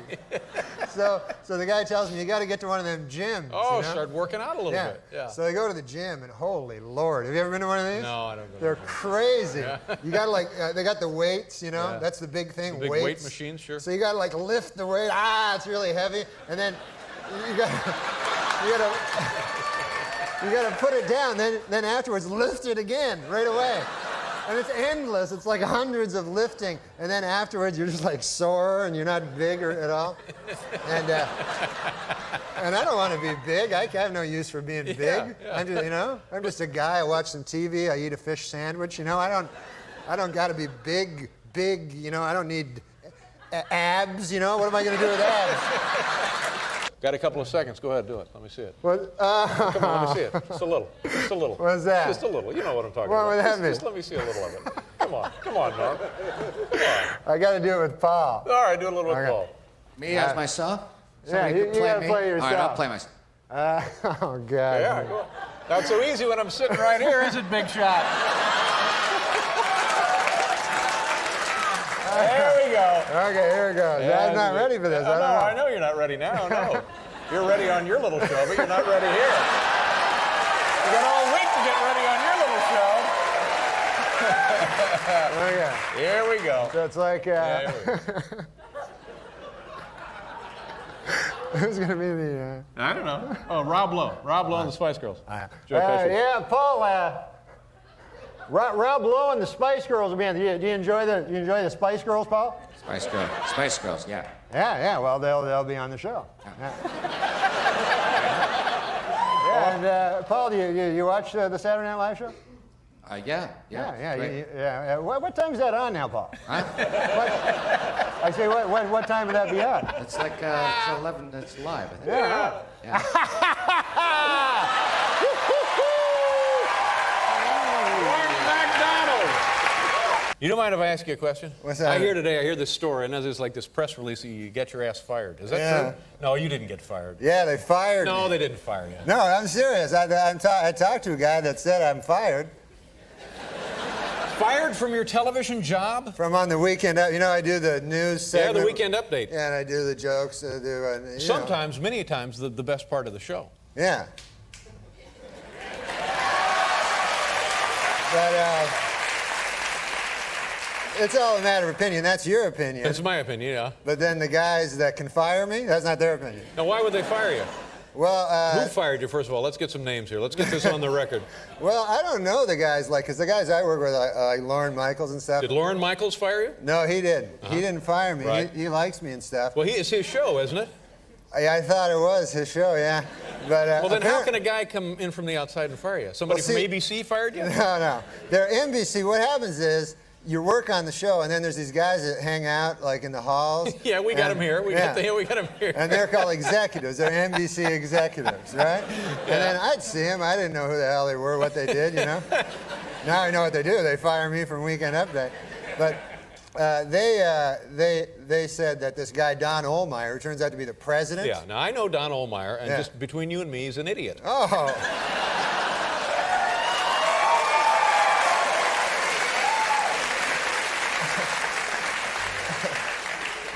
So I wouldn't take it seriously. If this guy fired you, you may still have a job. You never know. I'd wait for some paperwork. No, I phoned him, Oh, you had to phone in to pick up your messages Yeah. from the. Oh man. Yeah, so I said, hey, you don't know what to say. You're like, hey, how's it going there? You're trying to talk about something else. Yeah. Did you have a turkey there for the thing or whatever? I don't know. And then, so he goes, oh yeah, I'm firing you there from the show. And then I said, oh, that's not good. And then I said, why is that now? And he goes, oh, you're not funny. Yeah. And then I said, holy Lord, that's even worse news, He goes, no, I don't got nothing to fall back on. No. He's a good man. Well, he just fired you. What do you mean he's a good? What is wrong with you? You quisling? Stop that. I don't know what quisling means, but.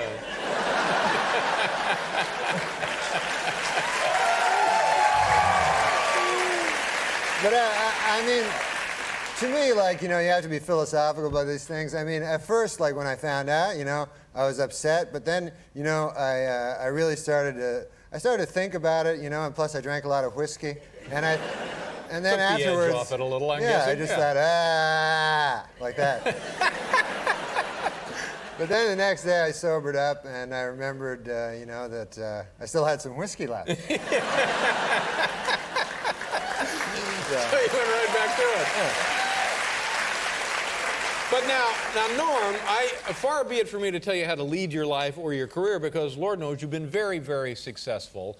But if the guy says to you, we don't want you on the Weekend Update, and that's like your signature piece. Yeah. You're kind of like the anchor man, not only of that segment, but of the entire Saturday Night Live show. If things aren't going great, they give the ball to you. You're the damn quarterback, Norm. You're the one who punches it over the goal line for pay dirt.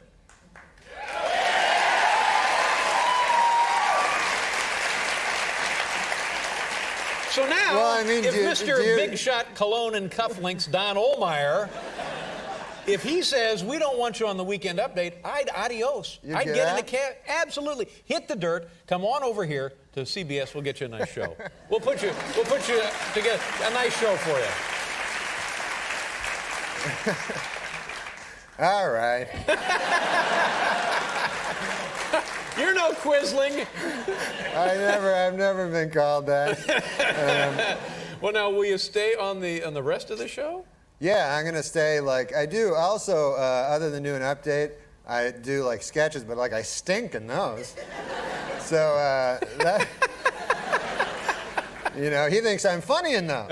Yeah. Oh, it's just the Weekend Update. He doesn't think you're funny. Yeah, he doesn't think I'm funny in Weekend Update, and God only knows. I mean, you know, it's just a matter of opinion. He also thinks that O.J. is innocent. So. Exactly. Don't let this pinhead push you around, No. for heaven's sakes. No, he's not a pinhead. He's a fat guy. There we go now. Come on, Norm. Let's go. Let's get a little heat on here. No. It's funny when you don't like a guy just because he's fat, you know what I mean? No, it has nothing to do with him being fat. No, it doesn't have anything to do with him being fat. You don't like it because he's a dope. No. No, it's just you know what I've always said is, I've said comedy is subjective. Mm-hmm. I never really said that before. I didn't think I usually say whiskey is good. Yeah, that's right. But Norm, you're very, very funny. You're like the strength of that franchise now. Well, do you know any guys over there you can give a call to or anything? Well, yeah, they're going to take a call from me. You're lucky they took your call so they could fire you. Are you kidding? But there. Are you getting some support from the rest of the cast members? Well, you know, the people on the cast, like they go, you know, when you work at a place, you know, some people like you, some people hate you. But oh yeah, you don't need to tell me that. So, you know, people come up to you and go, oh man, I'm sorry, and then either they're sorry or they're not sorry. Yeah, that's right. So how the hell do you know? No, you don't really know. But you can tell. Well, sometimes you can tell, like, you walk into a room and then everybody will stop talking, and then so you go, hey, were you just talking about how you were glad I got fired from the update? And then you go, no, we were talking about hats. But now let me go back to this, and I don't want to embarrass you again, but if Lorne Michaels, the guy who created the show, the guy who's kept the show in business all these years, Yeah. it's his show, Mr. Big Shot, Mr. Table at Orso's, Lorne Michaels, why doesn't he step in? Why doesn't he throw himself in front of this gorilla to save your job? What's going on there? With that, It sounds to me like he's a Quisling. he is? Well, that's what it sounds like. Maybe we can get a dictionary at the break. But You know what I'm saying? This is the guy. Didn't Lorne Michaels hire you? Yes, he did. Well, then who ought to be able to fire you? Lorne Michaels, Right, so where was he? Did he fire you? No, he didn't fire me. But he's like your buddy, right? You're buddies with Lorne. Yeah, he's a good man, and Now, he's what did he always say to you? been very supportive of me. Well, I guess not. What did he say to you? He said to me, he says, he said, look, Norm, this is the deal. You know? He said, I want you to stay on as Weekend Update. Oh, good. Well, there you dude." go. Well, great. So you got the job back. That's good news. Attaboy, congratulations. What do you got there, Norm? You looked up Quisling. Yeah, I looked up what does it say? Quisling. Yeah. And also, do you know what Quizmaster means? Yeah. be like Alex Trebek. Yeah, I knew that. No, Quisling is a master of ceremonies on a game show. There you go. Quisling is a traitor who serves as the puppet of the enemy occupying his country. Exactly. That's what I'm talking about. Thank you very much. Norm MacDonald, you, sir, are no Quisling. I thought I was dumb when I didn't know what Quisling was. I think I'm even dumber now because I still don't know what it is. So now, Norm, a couple of things come to mind here. This seems so preposterous to me, so unfathomable, so unreasonable that I'm guessing, oh, it's like a stunt, like a publicity stunt, like big-time wrestling or something. Is that kind of deal? Where you and Don Ohlmeyer will have a feud and you'll wrestle on the show or something for your job, one of those deals? No, I like Don Ohlmeyer. Oh, no, how can you like, this weasel fired you. No, but he doesn't think I'm funny. And yet you like the man. Sure, I mean, you know. Here's what. A lot of people don't think I'm funny. Enjoy your complimentary beverage. Now, tomorrow night. It ain't whiskey, but it's good. Now, there's a great song. Now, tomorrow night, come back on the show, or Friday night, come back on the show and do Weekend Update. You can do Weekend Update here. You can be the Weekend Update guy on this show. That'd be great. Well, there you go.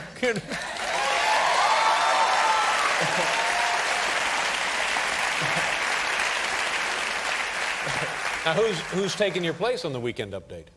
I don't know. Apparently, they had some press release today, but I don't read the papers, that wasn't good either. No, not if you're in charge of Weekend Update. To just blatantly admit that you don't know what's going on. I did too many Nixon jokes. Yeah. I'll tell you one thing. I'll tell you who's taking your place. Nobody can take your place, Norm MacDonald. That's what I think.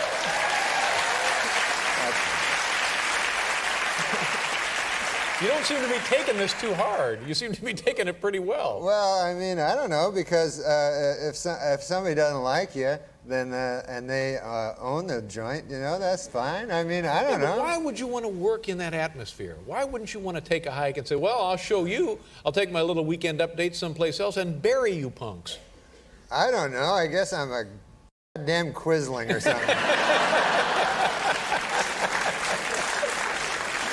You know, Norm, the last time you were here, it was a traumatic, difficult situation because I believe it was like the day after you had been released, kind of undone, let go, yeah, something like that, fired. It was that very day. That very day, yeah.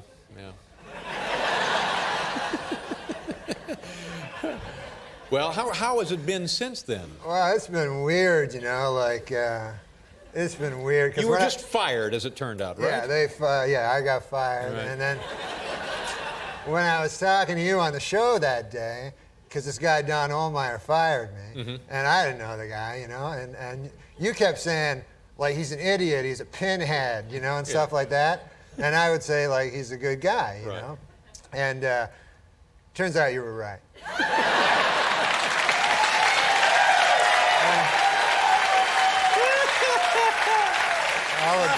Oh, man, good. Yeah. Good for you. I'll admit when I'm wrong. I've never been happier to be right about something in my life. Yeah. So, because I went and met with him, you know, Now, wait a minute. After you get fired, you then have to go to a meeting with the guy? Yeah, because I wanted to leave the show entirely. You know, I thought that would be the next thing. Right. And so, and then, you know, I talked to all these guys I pay money to, you know, and I go, hey, how about you guys figure out something there, you know? And then they're like, well, we were talking to this one guy that said that he maybe could do, you know, and it took forever. So I said, how about I just go talk to the dude that fired me? Face to face, mano a mano. It shows great courage, great class, grace, I believe, on your part. Yeah, well, I'm a courageous, classy dude. So I have to go to his office there. He lives in Hollywood, California, you know. And he's a big shot, this guy, Don Ohlmeyer, a big shot. Oh, yeah. One of these guys comes to work very early and spends most of the day selecting monograms, you know. That's what he does. Yeah. Yeah. So his office is like, I went to his office, and it's this big office, you know, and then you go in there.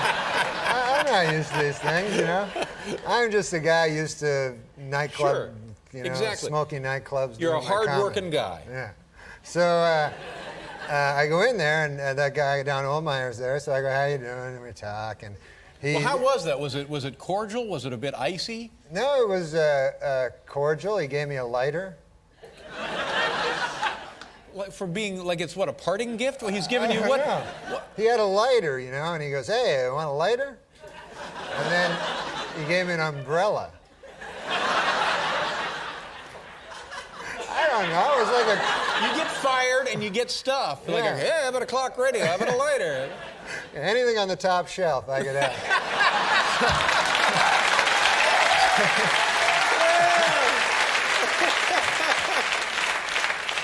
So I just said to the guy, I said, "Listen, man, because I appreciate that you don't think I'm funny. That's fine." Now, that was the issue. That seemed to be the turning point. Don Ohlmeyer didn't think you were funny. Exactly. Right. Now, in your assessment of him in this meeting, is he a funny guy? Well, it's not his job. His job is picking up them monograms. Yeah. But No. he's one of these guys, he fancies himself creative, doesn't he? Yeah, well, I suppose. I mean, Well, you know, I worked for Don Ohlmeyer when I was at NBC for years and years and years, and Yeah. I know the guy. Yeah. And here's a guy who could not create gas after a bean dinner.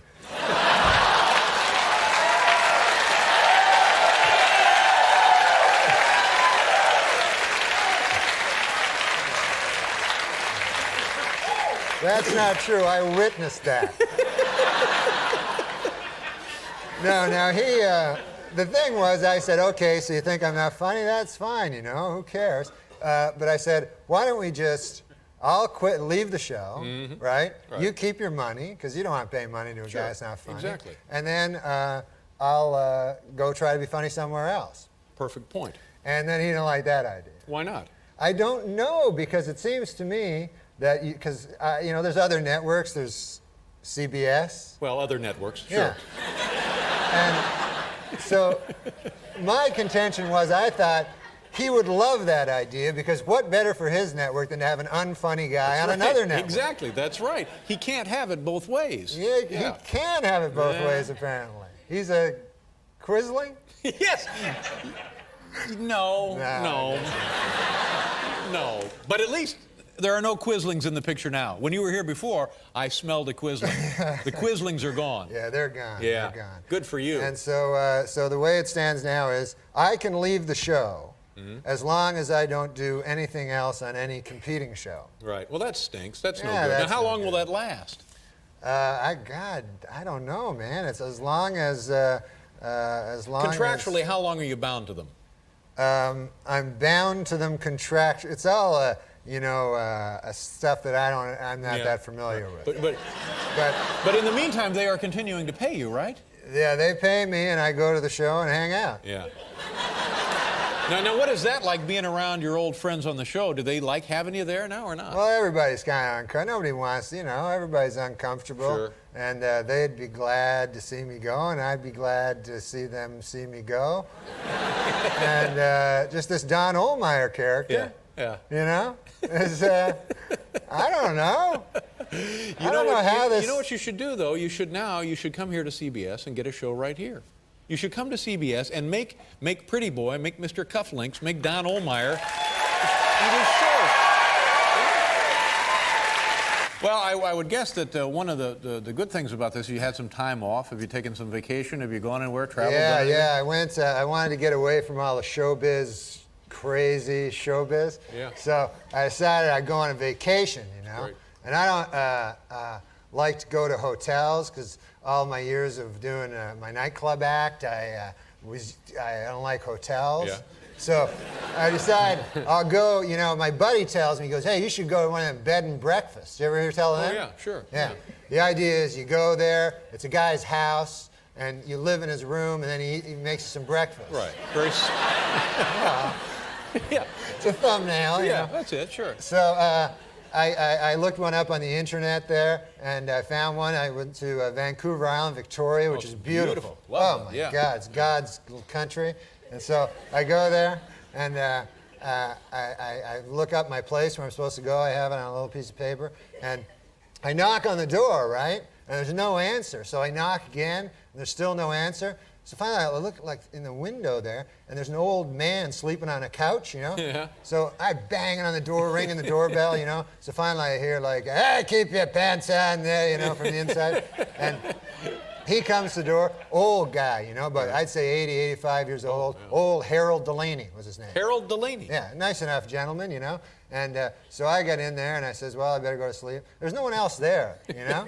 Like, I thought it'd be like a whole bunch of people in different rooms, you know. Yeah. And it was just me. Yeah. So I go up and I go to sleep, and I'm ready to go to sleep, and a knock comes on the door, right? Knock on my bedroom door. Right. So I figure, uh-oh, old Harold Delaney wants to have sex with me there. You know?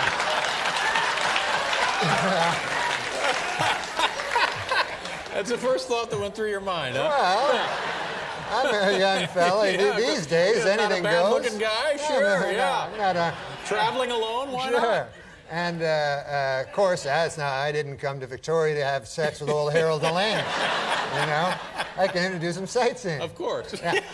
So then I hear him. He goes, "Well, you ought to play some Scrabble." Oh, Scrabble. Yeah, so I say, okay, that's good. Sure. I'll play some Scrabble. So I go down and he pulls out this old Scrabble game there, and we start to play, you know, and I like Scrabble, you know. So I get the first turn, you know, because I picked the lower letter, and so I get the first turn. So I make rabbit, you know. Pretty good. It's a good word. And then I do it pretty quick. I take like a couple of minutes, and then old Harold Delaney, he takes like a half hour to like get his word, and the whole time he's not talking, he's not telling me old stories, because I like hearing old stories, you know. And instead, it was like for a half hour, it was just Harold Delaney going. So then after a half an hour of that, you know, I'm just sitting there, he comes up with his word, it's hat. That's his word, yeah. Hat. So he puts it, and he takes the word hat, and then he puts it like way in the corner on that triple letter score. Right. The triple word, the red one Right. that you want to get to. Yeah, sure. But you can't just put it there. No, it's got to have some relation to rabbit. Yeah. Yeah. You got to move up there, you know, and finally get to there. But instead, he just puts it right there. Oh, no. Hat. So I go, all right, you know. And so then it's my turn, you know, I do something, and quickly, and then again, the same thing, like, you know, and then time going by, and then every word, and I was coming up with good words, you know, I had sleigh, you know, a sleigh ride, and avocado. Whoa. It was a 7-letter word. Yep. You get 50 extra points. I'm still way behind him. He's just freelancing the board. Yeah. Yes. And so finally I decided I gotta say something, you know? So and all his words were like cup and hat, and I think it was just like things he'd see around the room, you know? And so I'm playing excellently. I should be in the lead, but instead I'm like 1,000 points behind. And finally, like I gotta say something, you know? So he puts boot, you know, up on this triple, and it really annoyed me because I was building towards the triple letter, and he just puts boot, and so I said, finally, I gotta say something here, and I go, hey, old Harold Delaney there, I don't know, you can't put boot there, and then he goes, you never heard tell of a boot? So I go, no, I know what a boot is. I'm just saying. He goes, if a fella goes out there to wear a boot. So I go, no, I know I made avocado. I know a boot. You know?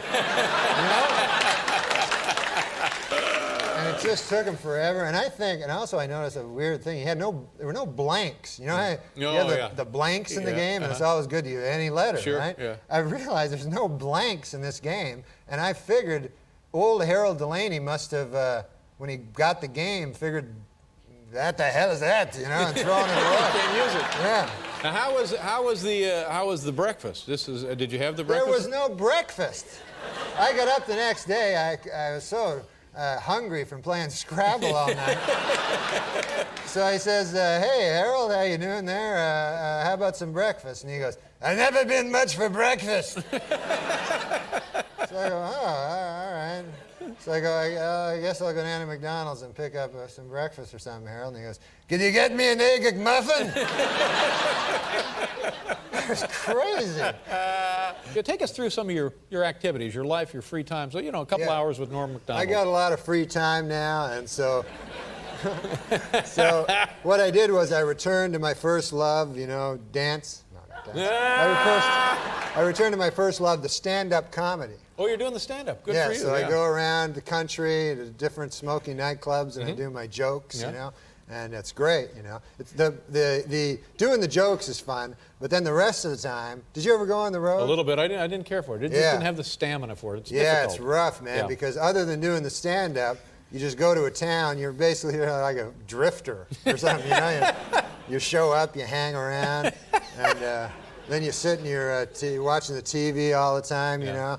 And I love the TV, you know, but when you watch it all the time, you just watch anything, you know. I watched ESPN too. They got all the Deuce. Yeah, sure, you the know? Deuce, yeah. And they got sports there that, you know, they're kind of weird sports. Like they got kickboxing. Yeah. You ever hear that sport? Yeah. And that's an odd sport. What they do is they combine the style and grace of boxing with kicking. You know? Yeah. Yeah. So it's kind of immature. A guy's boxing, all of a sudden he kicks the guy, you know? They're just cheating, you know? Yeah, I think so. Sure. Yeah. And then also what you do is you try to get the pay movies there, you know? Oh yeah, you ever dial up any of the? You can get like first-run features. Yeah, almost. yeah. I ordered Pulp Fiction. You know that movie? Oh, sure. It's a gritty urban satire, you know. It said that on the little thing. yeah. I wouldn't have known. And so I said, yeah, I'll get Pulp Fiction. I heard great things about that. So I order it, right? Mm-hmm. And they send me a different movie, a movie called by the name of Pump Friction. I never heard of it. You never heard of that movie? No, what is it? Well, it's different than Pulp Fiction. Uh-huh. Pulp Fiction is a gritty urban satire. Uh-huh. Pump Friction is a bunch of dudes and ladies having dirty sex. Whoa! And, you know. So there's a mix-up, obviously. Yeah. And it wasn't a bad movie, you know. It was. Actually, with those dirty movies, I find like they're good for about 15, 20 minutes. Uh-huh. I'm really interested. Right. And then there's one point that all of a sudden I'm bored, you know.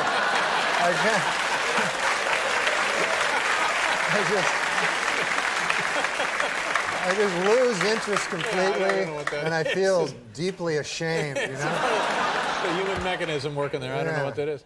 Let me ask you quickly. We haven't talked to you in so long. I want to ask you about your family. My great family. I love them all. How's your? We used to talk in the old days. You and I used to spin some yarns about Uncle Hector. How's Uncle Hector? Oh, Uncle Hector. Uncle Hector. He's Polish too, I'm guessing. No, he wasn't Polish. Oh, okay. No, he was from my cousin's side of the family, and he was.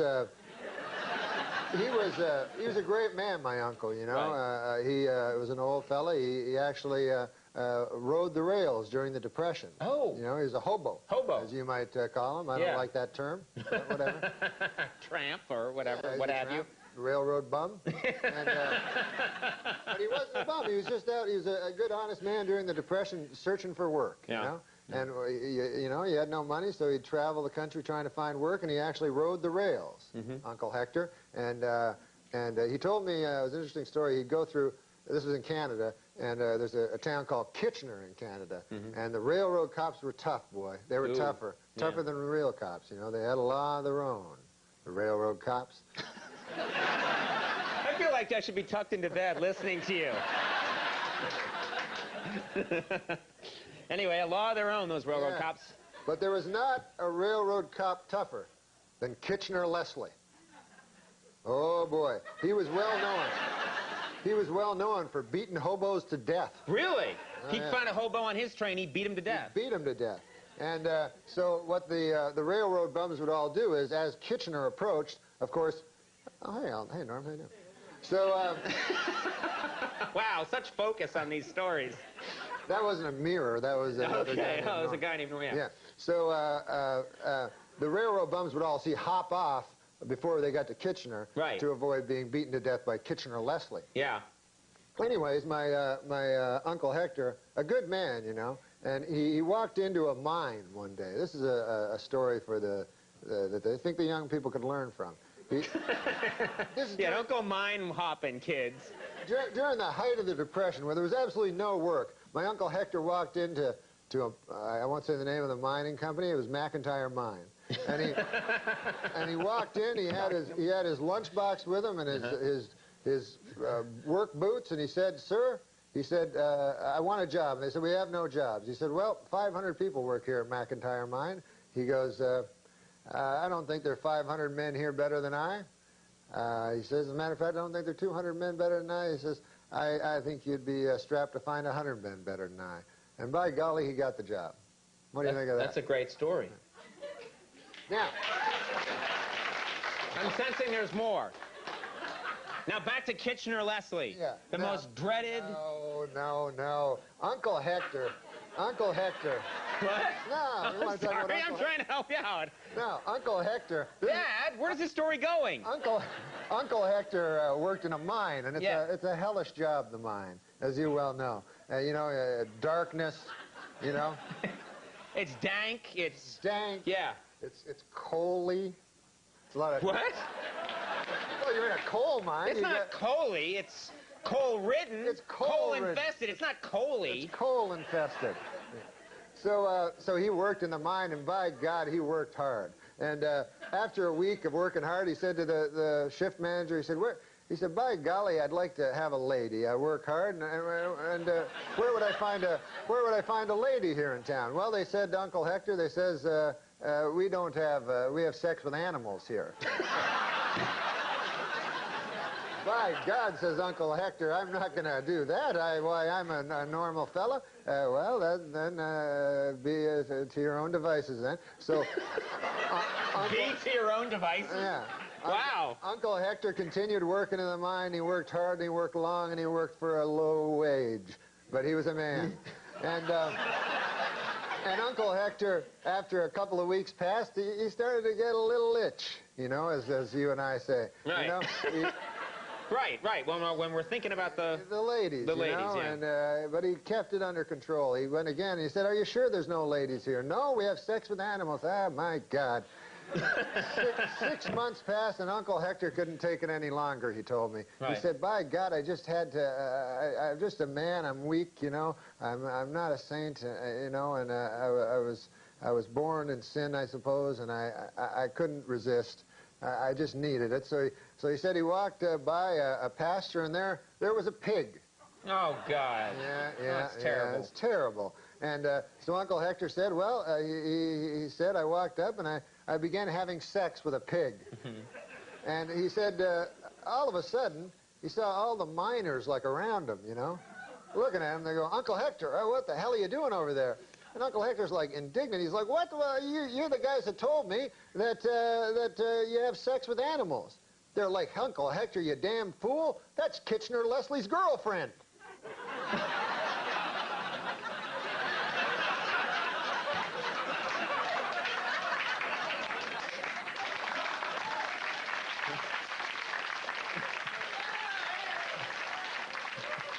Of all the animals. All the animals to have sex with.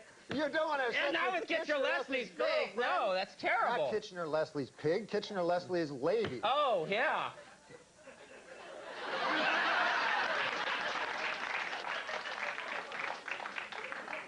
You tell quite a yarn, man. Well, I had shorter ones, but...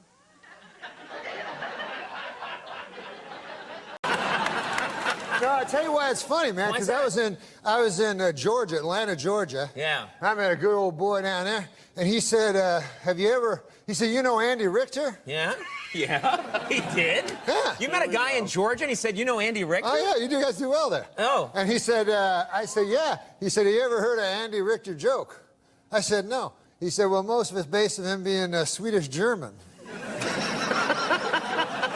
And then he told me an Andy Richter joke. And Really? But I didn't know he was Swedish-German. I thought it was all nonsense. Yeah, well, now this lines up perfectly. Let me ask you something, because it sort of relates to the first... Wait, don't you want to hear the joke? No.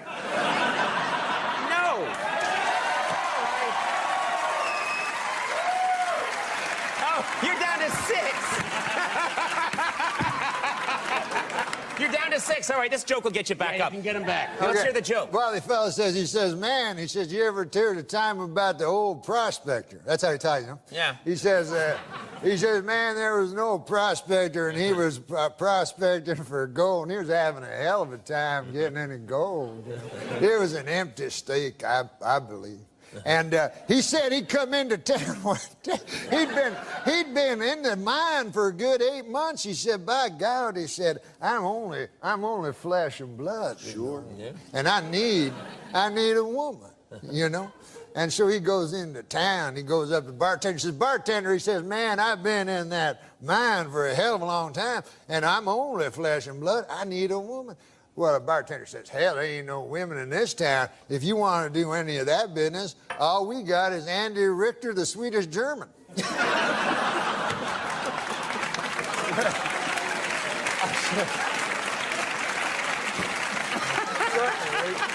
The prospector, he says, no, he says, hell, I ain't into that funny stuff, you know. He says, I'll be fine. So he goes back to his state, you know, and he's back in that mine, man, and 6 months passes, and a year passes, and Conan, you know, people are weak. Man is made of flesh and pride, as the scriptures tell us, and by God, that old prospector finally broke to his knees, and he said, I'm no worse than he went back to the bar. Yeah.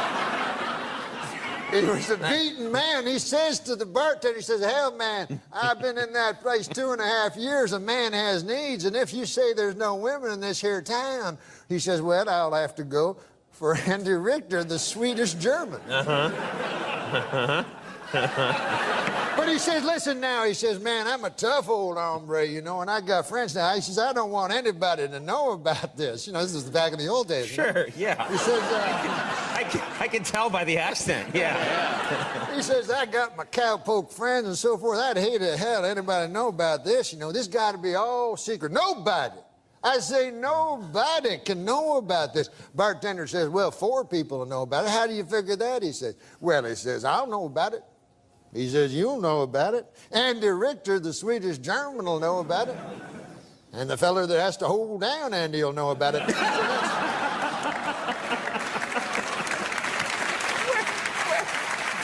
Why? Why? Because Andy Richter, the Swedish German, he don't go for that funny business neither. Well, at least you left me my dignity. Yeah. I like the way that story ended. Yeah, that was a nice... You weren't gay. Right. Yeah.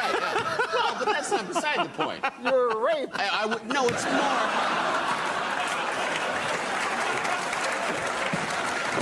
It's more that I wasn't prostituting myself. Yeah, exactly. That's what I was getting. You're such a horrible man. We're on basic cable, but it's still valuable airtime. I don't know about that. You know, in Georgia, they say there's a whole subgenre of Andy, the Swedish German joke. That's what the guy told me. Well, you know what? I asked you, how are you? Yeah? And you went into, I believe, a 48-minute joke. Oh, which I'm sorry. was fantastic, but now we have to take a commercial break. Are you kidding me? Yes! Now, listen, we want to talk about your uncle, because every time you come on the show, you have a story about your uncle who lives up in Canada. Oh, yeah, he's a Frenchman. Yeah.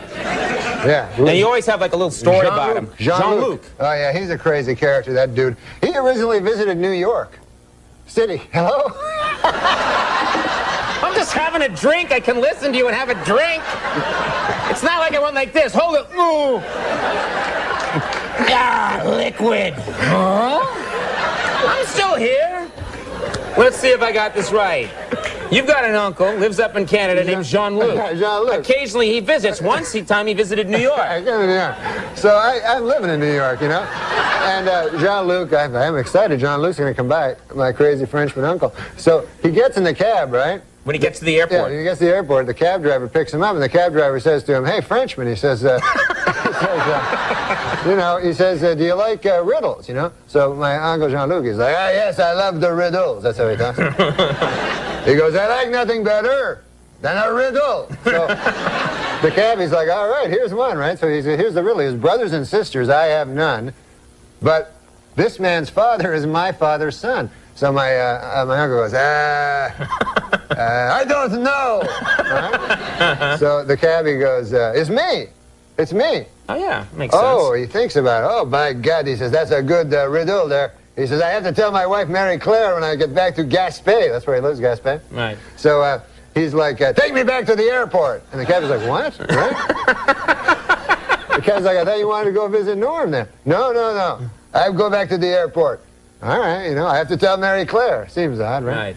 Gets back on the plane, flies all the way back home there to Gaspé. And he gets back, right? Runs in the door. Mary Claire, where's vous? Where are you, Mary Claire? Come on down here. I have a riddle for you. She goes, oh, Jean-Luc, I love the riddle. She's a woman, high voice. Michael Jackson was visiting. Yeah, all right. So, you're going to love this riddle. How was New York? Forget about that. I got the riddle. Brothers and sisters, I have none. But this man's father is my father's son. She goes, oh, I don't know. Who is it? Some cab driver back in New York.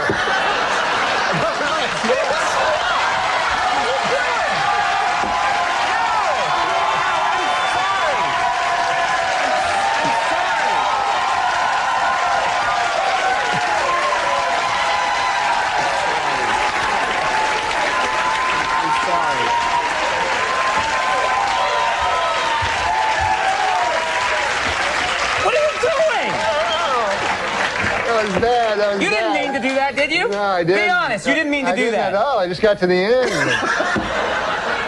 That guy, man, I always tell my uncle, you shouldn't curse so much. Oh, man.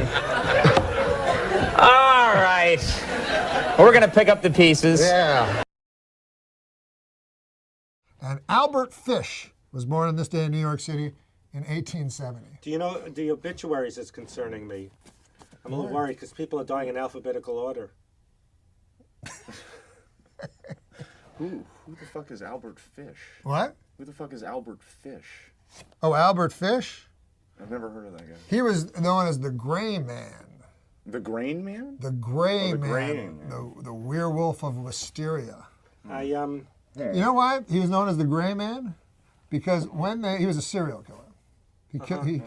He slayed children and ate them. He's a cannibal. But when the police asked a woman to describe him, and she said he was gray in both appearances and demeanor. Very bad description. This is like Arsenio when it was woo. Yeah, woo. Well, But anyways. I'm pretending I know who Albert Gray is. I didn't. No, Albert Fish. Oh. You're a New Yorker. So anyways, he was a child rapist and cannibal, as I explained. When he says child Jesus rapist, you try not to Christ. laugh when he looks at you. Oh, come on, man. It's not funny. I know it's not, but I know you want people to laugh. When But you say Fish boasted that he had children in every state. Now, I would not boast about that. I don't think you would. I don't think you'd do it. But if you did do it, you certainly wouldn't boast about it. You'd take that to the grave with you. But he boasted. Well, they say they Anyways. eventually all sing like a canary. They do say that? About murderers, right? Yeah, they brag to a friend. When Norm bragged, sorry. But Fish, this is interesting. Fish chose his victims. He only chose victims who were either mentally handicapped. Now, don't laugh at this next part, please. But you know he wants you to, right? No. If you laugh at this next part. Okay. And I'm not Fish gonna chose drink water. victims who were either mentally handicapped or African American. Oh, come on. Why would you think that's funny? God damn, Fred. Jesus Christ, that was the worst part of the story. Okay, but why do you think he did that? What would be the explanation? Why would he only attack? Why would his victims that he chose only be either mentally handicapped or African Americans? Because people in those days didn't care when those people were vanished. You're thinking like Albert Fish now. And prostitutes. That's why they kill prostitutes. Exactly. Nobody really cares about prostitutes. Well, it's like that comedian that would rape people at comedy club. No, in colleges. Yes, Vince Champ. They always said his great gimmick was that people would think who did it, and they never, because he'd go on to another town and another college, but when people say, what about the comic? Yeah. Maybe the worst gimmick a comic ever had. But anyways, But you were exactly right. That's why Albert Fish killed only mentally handicapped and African Americans. What about? Okay. I thought you'd laugh at African Americans again, that they were. No, because I know him. I know he'll do something. That's outrageous. How Well, it's dare kind of you. outrageous for you. But anyways, Fish tortured, mutilated, and murdered the youngsters. They were children. With a meat cleaver, a butcher knife, and a small hand saw. Jesus. God, you. This is the topical portion? Yeah. This is the birthday. And then he solidified his reputation as the most vicious child slayer in criminal history. Oh, Though you know who barely was? literate, Fish wrote taunting letters to the parents of his victims, gruesomely detailing Jesus. how he slayed, butchered, cooked, and then with great enjoyment dined on their offspring. He would inevitably declare that a child's roasted rump was the most toothsome dish in all of gastronomy. Additionally, you make Fish me- was I a never heard this masochist. Get this. And he would insert wool doused with lighter fluid into his own anus and set it alight for his own enjoyment. Fish was finally arrested, and he immediately began confessing to killing 700 children. Get out of here. Yes, and he was dizzyingly happy about it. Smiled as he described the grisly details of the tortures and the murders, appearing to the detectives. And one of the detectives said he appeared as the devil himself. I mean, this guy was a real jerk.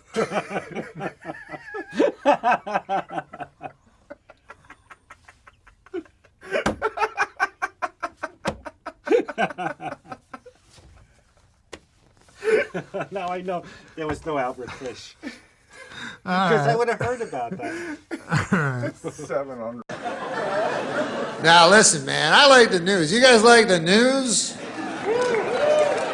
I always watch the news, and I'll tell you something about the news. I don't understand it.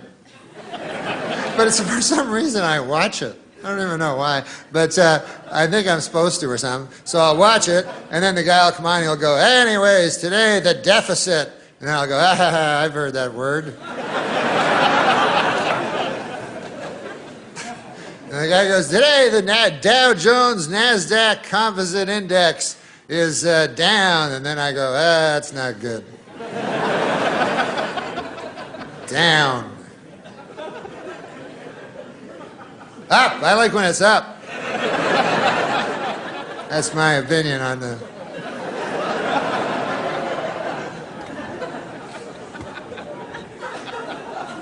Seems like there's too much news, because now they have 24-hour news. Now, when I was a young boy, the news was half an hour. That was the whole news, And a guy would come on, and he'd have a tie, and shit, and he would say the news. And it was a half an hour long. Now, it's 24 hours long.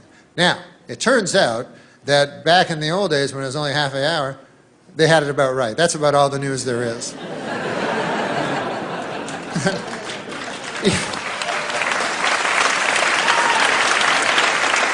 Even then, there'd always be like a story, some fucking story at the end about a caribou or some horse shit. So there wasn't even enough to fill the half an hour. But 24 hours, way too long. So they have to keep repeating stories all the time and everything, and they'll make up stories, They do that a lot, make up things that aren't really news stories, but they have to, fill the 24 hours, And the one I noticed that they make up a lot, this is the latest one I've seen. I see this all the time on the news. The newsman will come on, and he'll go, good evening, everybody. This is the newsman. Whatever he says. He's not going to say that. And he goes, our top story tonight, a lady has vanished. That's the story. And then he goes, let's go outside where there's another guy. So then they cut to outside. And then there's a guy outside, and he's like, hey, listen, how's it going inside? We're outside, and we found out about this lady that vanished. Her name was Janice, and they found her car here in the Taco Bell parking lot. And don't worry about the car, it's fine. But can't find hiding her hair of the lady. Well, back to you. So then you're watching, you go, well, I don't give a fuck on account I never knew Janice in the first place. Matter of fact, I'm kind of happy it's Janice and not somebody I know. But then what they do is they start telling you about Janice, you know? And they go, hey, we found out some cool things about Janice. And you're like, no, that's cool. I don't want to hear it. They go, no, you want to hear it. They can't help themselves. So they go, let's go back to Bill. He's still outside. And how's it going, Bill? And Bill's like, it's all right. It's no inside, but it's cool. And anyways, we found out about Janice. Turns out she's a good lady. And we found some friends of hers, and here they are. And then, sure enough, they show a lady, and it says, friend of Janice. And she says, I'll tell you something about Janice. You want to hear about Janice? Janice is the type of lady that you could always turn to. You know, you ever want to turn to somebody? Like if you got a problem or something, and you feel like you want to turn? You ever do that?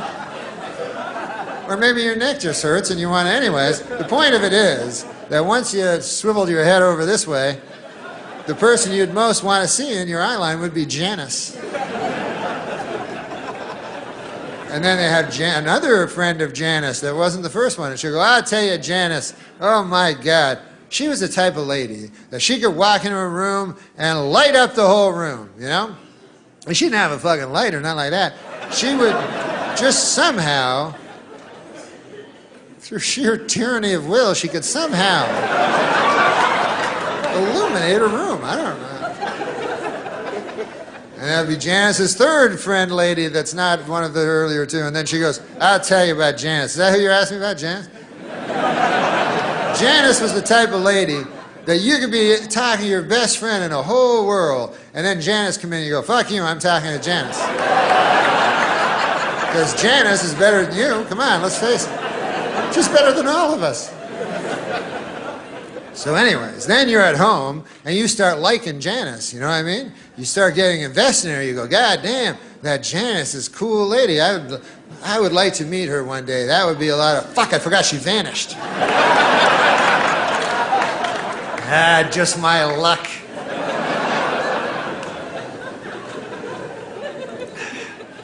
They'll find her. Then you get hope. That's not good. I don't give a fuck what Obama says. Hope is never good. Don't try it. It never works out. So you go, oh man, they'll find Janice. They're putting pictures up of her on telephone poles. I think that had worked once. And then the news keeps showing you more things about Janice, you know? And they'll show you like the home videos of her. You're like, God damn, look at that. She's eating a pizza. I like her hair like that. They'll find her. And then you become obsessed with Janice. It's all you can think of, you know? You're at work, fucking just can't wait to get home, agonizing over Janice, you know, and thinking about her with eating pizza and shit. And then you go home, and your nights are just fevered dreams of, you know, Janice and bangs and shit like that. And all you can do is turn on the TV and hope, and you know, and then one day, you know, they go, hey, more news on Janice. Here's Bill, he's still outside. And then Bill is like outside, and he's like, here we are.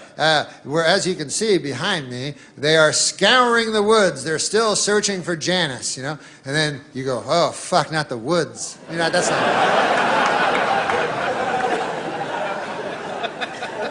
Nothing good ever happens in the woods.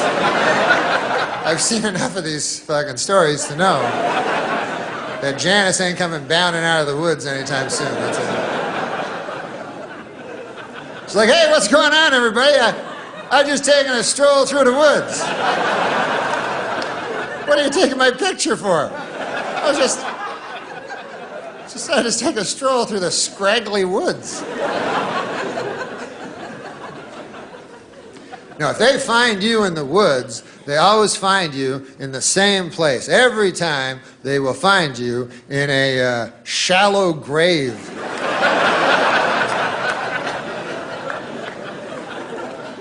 I don't know why they don't just look there in the first place. But If I was the police chief, I'd go, listen, I want every shallow grave in the vicinity checked out. I want to clear up this case by Tuesday on account of I'm running for DA or whatever. But doesn't shallow grave seem a mite rash? You know, like these serial killers are supposed to be so shrewd and cunning and everything, you know? At least according to the TV movies I've seen. And, but then when it comes time for the grave, they get a little hasty, you know? They're like, there you go, 3 twigs and a leaf. That ought to do it. That doesn't look like Janice anymore. I don't recall Janice ever wearing 3 leaves and a twig. Oh, well. Guess I'll go home and await the authorities now. You gotta prepare these things, you know? You gotta be a little smarter than that. You know? What I would do, and I would never, ever kill a lady in cold blood. I wouldn't. I know I say that now. I don't really know. I can't predict the future, but I don't believe I know there's no river long enough doesn't contain a bend, but I believe that right now, and it might just be vanity, I don't think I would kill a woman in cold blood. But if I did, I would plan it out very carefully, you know, because there's a lot at stake. You know, you think about it, you probably, you know, probably lose your job. I don't know what happens. That's a blemish on the old CV, you know.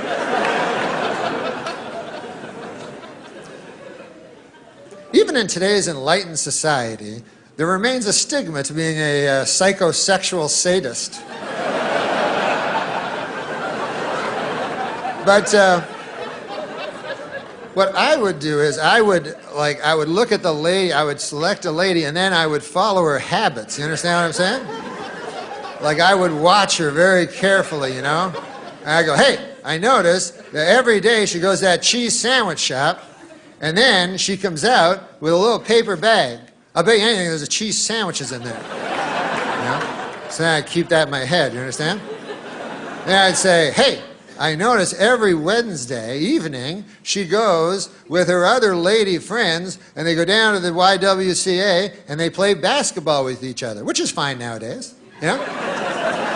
So what I would do is on Wednesday I would go down to the YWCA and what would I be holding in my right hand in the parking lot but a cheese sandwich? So then she would eventually come out of the YWCA, you know, all sweaty with her, you know, her ridiculous 3-colored ball and everything there, you know, and I'd be standing there. And then she'd go, hey, what's in your right hand? And I'd go, nothing. I'd be coy, you know, and she'd go, there's something in your right hand. I go, listen, lady, who knows more about what's in their right hand? You or me? I believe, oh, this. Now, this is just a cheese sandwich. Why, you like them or something? What's... I got a whole fucking van full of them over there. Right over there. Yeah, that craziest looking fucking van you ever saw? That's filled with cheese sandwiches.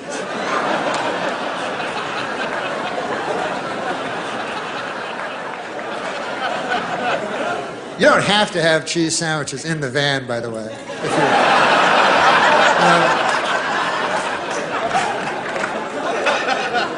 unless you want to be known for your detailed work, it's not really necessary. Then I would get the lady in the van and I would drive her to a remote area, an area most known for its remoteness. That's what I would look for. And anyways, I'd take her to the remote area where I had constructed a shed. And then I would get her in there and I would do that thing that makes me feel like God. And then her screams would just bounce off the walls and echo out into nowhere and never touch the ear of civilized man again. And then I would take her body to the woods and bury her in a very, very, very deep grave.